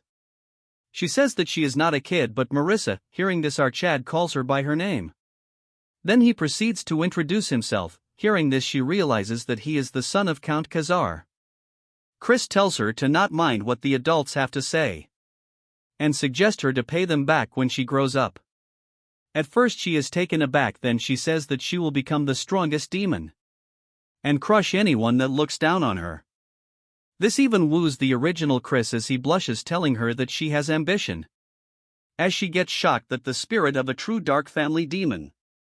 He gets up, saying that since she is going to be the strongest, he better stay on her good side. He puts his hand forward, calling her the future strongest demon lady, saying if she will give him the honor of showing him around the dark family state. Hearing this, her face turns completely red. Moving to the present, she is trying to forget all this, saying that all this in the past. Even if the engagement was arranged for the sake of peace between the two families, the future she once dreamed of that kept her awake at night, that version of her is gone now, as rumors of his bad behavior has reached her ears, as tears overflow her eyes. Then a second later she reaches the patriarch's office as he welcomes her. She greets him and he says what is her purpose for coming here. She says that he should be aware that a relic has appeared in the neutral zone between two families. This ugly turd asks her what the Venom clan plans to do about it, since the last time they took the relic. So he asks him if he is planning to concede this time, but she says that won't do, asking the leader if he would do the same if he were in the same position. With some grace he says that what she is looking for is a fair competition. She says that each family will send a team and whoever finds it first keeps it. But the team should be limited to 10 demons each, 3-star or lower, to prevent direct conflict between their families.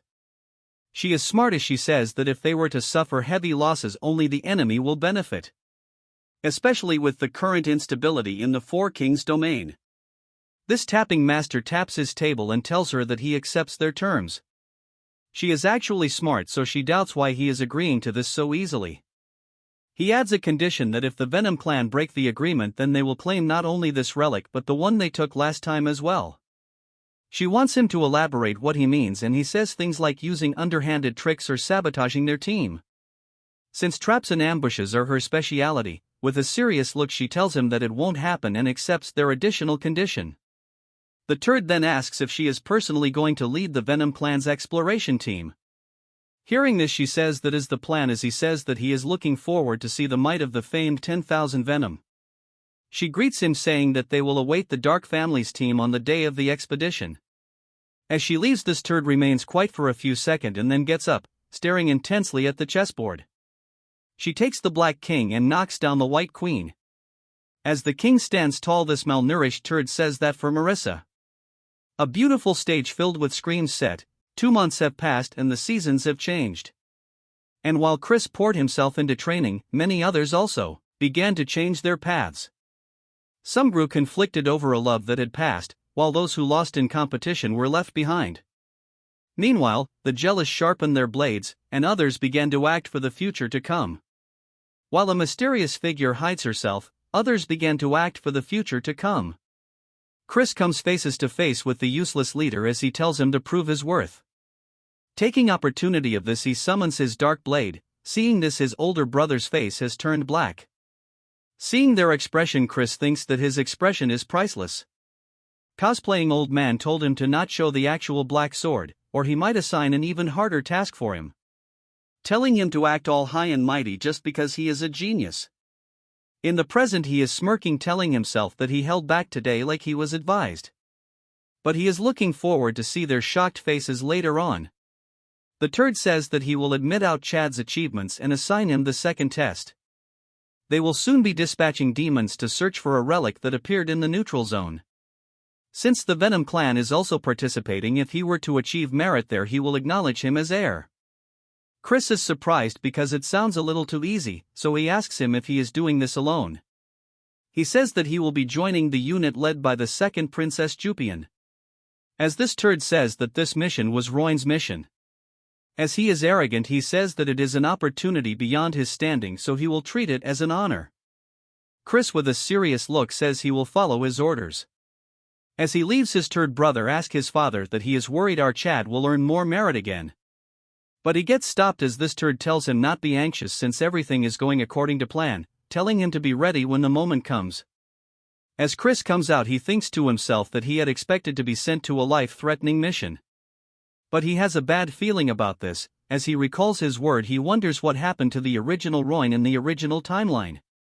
Originally the one to be named successor this time wasn't Christian but Roin, but he never heard about him during the Great War. In the past, Chris was forced by his fox waifu to rush and pet her continuously. If he stops, he won't be telling her something, so he is forced to follow her wishes. She says that it was about the demon amulet incident, a relic conflict between the Dark family and the Venom family. It was an incident not widely known to the outside world.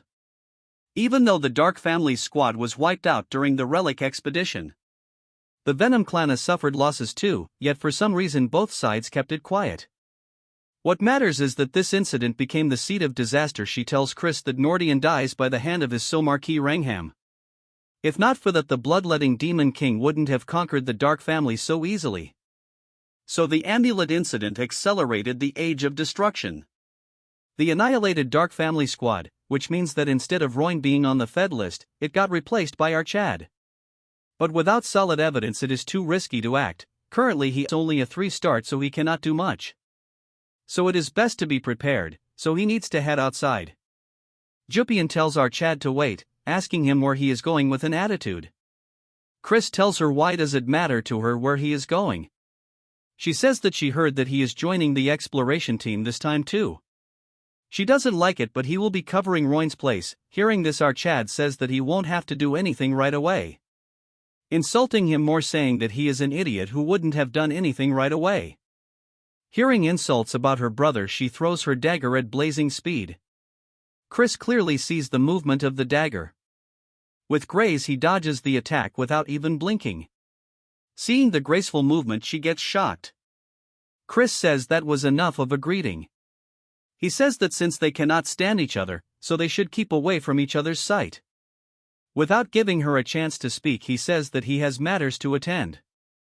As she takes back her blade, she is pissed because he managed to follow the movement with his eyes, yet he didn't dodge. He knew that she knew it on purpose, as she thinks that he might be more dangerous than she has thought. Since Chris has nothing to do, he roams around the city. He grabs himself a beer and chugs it down in a go. But before he could do it, the innkeeper moves it away from his mouth. He then goes to the gambling table and wins a lot of money.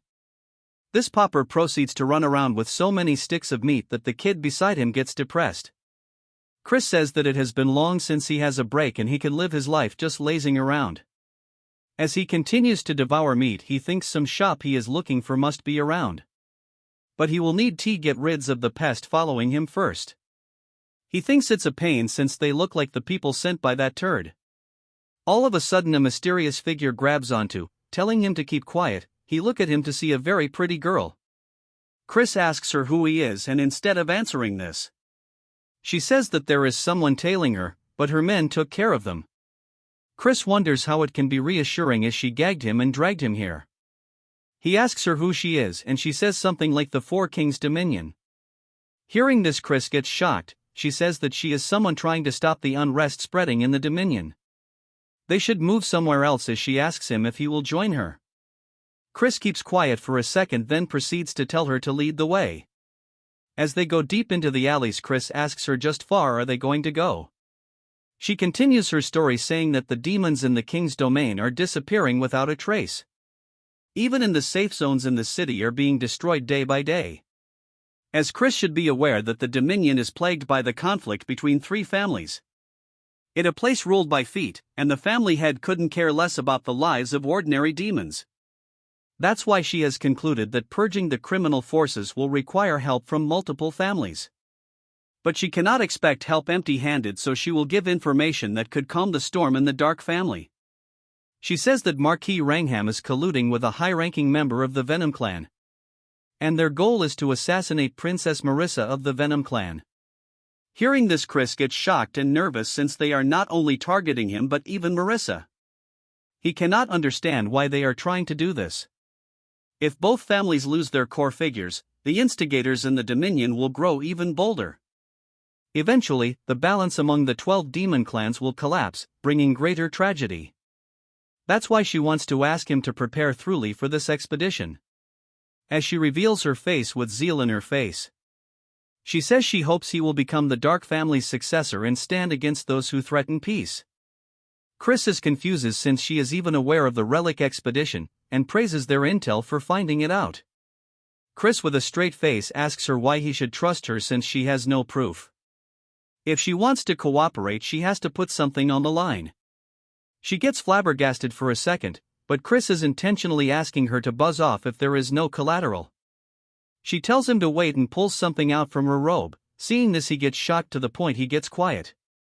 As he bids her farewell, she turns around as well and a figure emerges from his shadow, as she tells it why she cannot show her true self to Chris.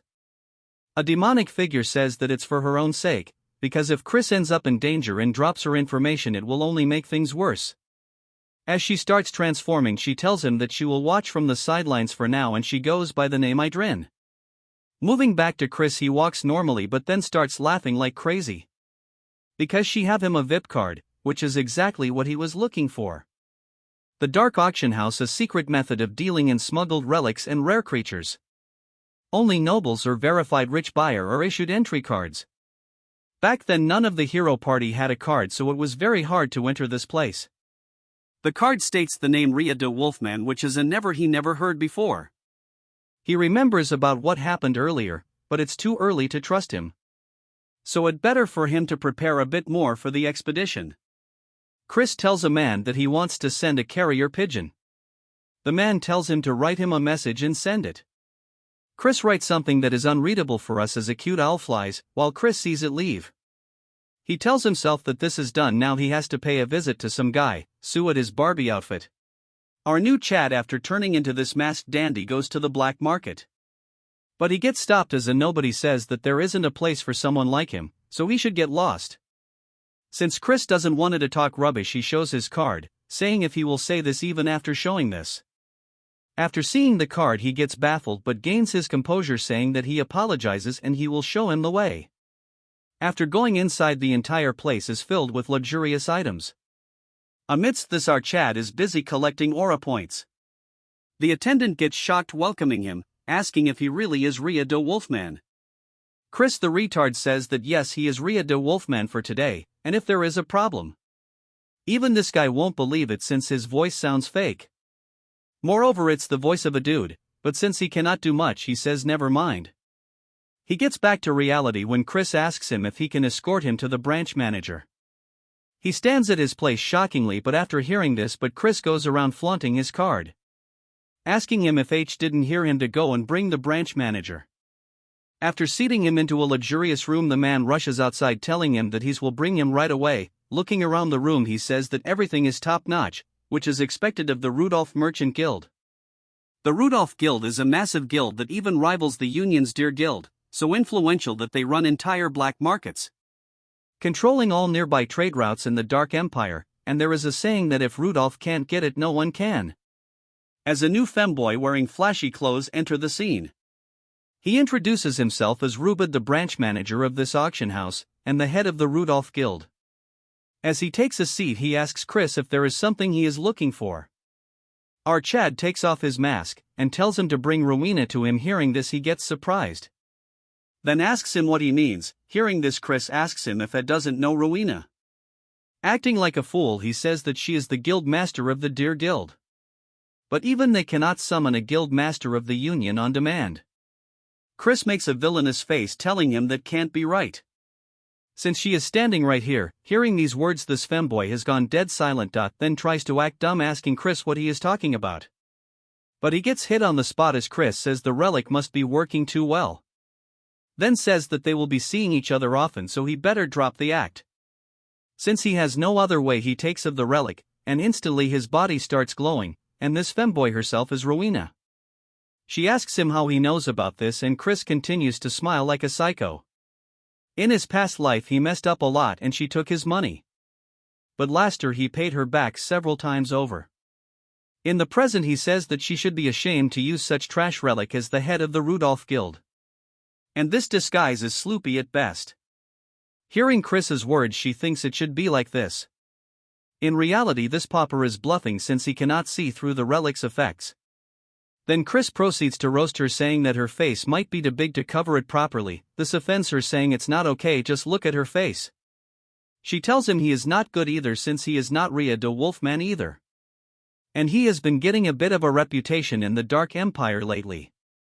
There's lots of talk about your refined style and whatnot, but judging by this behavior, you're not quite there yet. Using a stolen identity to enter a members-only business. He cannot have complaints if she kick him out. Chris gets pissed, telling her who is threatening who, as he asks her why he should spread rumors about how a union's rat is doing business in the Dark Empire. Hearing this, she has no choice, so he asks him what is it that he wants from her. After a while this Mario gets out like he has achieved something. In reality he has sucked little Shoddy dry. Chris thinks he has gotten just enough from her.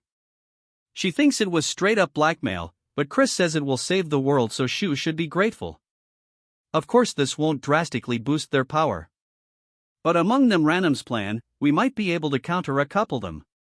In some other place some turds are practicing. As Chris was walking away, the busybody stops him, saying what he is doing, wandering off too. They are deploying in 2 days, so he should come join training. Chris says he has goofed of all day and now he is tired.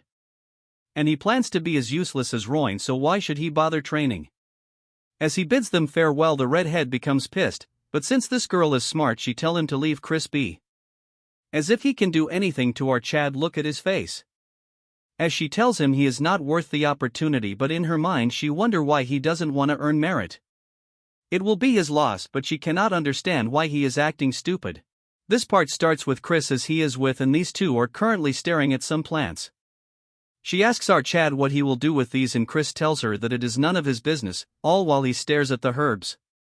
Then she drops a wooden case and opening it reveals an elegant looking fan, telling Chris he is not really in a position to be picky these days. As Reyna was about to take her leave, she tells Chris that she is not aware of what he is plotting, but her identity will stay secret. Chris tells her that he will see her soon. Hearing this, he says that she would rather not see him again. With a cold tone he calls Reyna by both her names and says that a war might break down. Hearing this, she instantly turns around, as Chris says that she is someone who travels between the Union and the Dark Empire. So she should be aware of how unstable the situation is, and if a war was to break out, the routes will close. And she will have to cut of either the Union or the Empire, which means her profit will be cut in half. She says what he is saying is a leap of faith and not some children's game.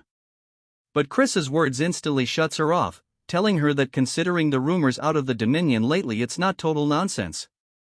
She thinks to herself that it is true and that the atmosphere hasn't been great lately, and there are a lot of families pushing for war with Union. As she goes through a letter which states that the Dark Clan is planning to start a war with the Union. She moves on to Chris, telling him why he is telling him all this. She tells Chris that he should know that she is a mere merchant and she can stop a war. Chris agrees on her as well, but asks her that she should become his sponsor and he will make sure that the future without war happens. She gets even more confused as she tells him how he will go around this. Chris says that she should know that for the Dominion to wage war, they have to pass through the Southern Magic Nation, where the Dark family resides, but if he were to become the heir this time and prepare for war, they must avoid the worst, and that's her only chance to keep her revenue from being halved. After finishing his sentence, Chris lends his hand to her and seeing his eyes, she sees that he doesn't have the eyes of a liar. So she thinks that 5 investing on our Chad might be worth it after all. As they shake hands, she tells him that if he were to betray her trust even once, she is done. Chris tells her that he doesn't speak with 2 tongues. But in his mind he thinks that there is enough reasons to exploit her. He tells her to take care, calling her a money grub. In the evening Chris is busy turning the herbs into something. He says that even a high-ranking Venom clan figure is involved, so he better make antidote. It's been a while since he made one, so he wonders if he still has his skills. As he continues to boils the herbs into a special stove. In a flashback we move to the noble house of medicine, where Chris is learning how to make medicine. But he is failing at it when a sick person tells her to fan it harder. She goes by the name Ella and she is 26th head of the medicine clan.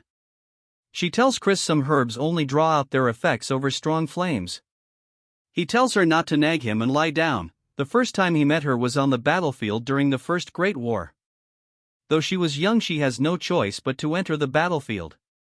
Because the bloodletting Demon King had annihilated her clan. As the noble house of medicine was the best among the Union's 7 great houses in healing art, they were an eyesore to the Demon King. And even she couldn't escape the Demon King's blade. Moving to Chris making medicine as she observes him, saying that no matter how she looks at it, he is one strange guy. He managed to recreate the clan's elixir with just a rough explanation. She is sad that she met him this late and at such a time. He mocks her, saying that it is a so-called noble house for being saint, even the head is frail and sickly. She coughs, saying that the only reason she is alive after the Demon King's attack is all thanks to her medicine. As cough led to her bleeding, she says that she can't be lying around like this. In this hellish world there is not end to those writhing in pain. As Chris turns around, she tells him that it is tragic that the house of the medicine ends here. Hearing her words, he looks the other way, telling her to not cling onto the past and focus on recovering. Hearing this, she smiles and then looks through a pile of books, telling Chris that the book contains their clan's secret. Only a portion of it survived the war, but he should accept it.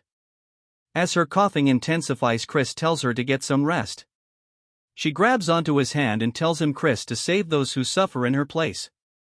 If he can do that, she can close her eyes in peace. Hearing this, Chris remains quiet, then tells her only if she will allow him to call her master. Hearing this, she smiles and then says that calling someone like her, who can't even teach properly, guess she managed to choose the right disciple after all. As Chris cosplays into a medical saint, he is crowned as the 27th head of the noble medicine clan. He thinks to himself that because the books were damaged, he couldn't master the clan's secret techniques completely. But he roamed around the battlefield to keep her promise, and because of that he was known as the saint of the battlefield. As he manages to make the pellet, he calls for his master, saying that he is probably living well somewhere, and even in this life he will keep the promise he made to her. As an eagle soars into the sky, we move Chris's original house. And his father has gotten a letter from Out Chad, as he is aware that according to her sister he obtained the Dark Core, just like him. As he tries to read the letter. As he reads the letter, he instantly gets serious, telling his attendant that he will need to make some preparation for his son.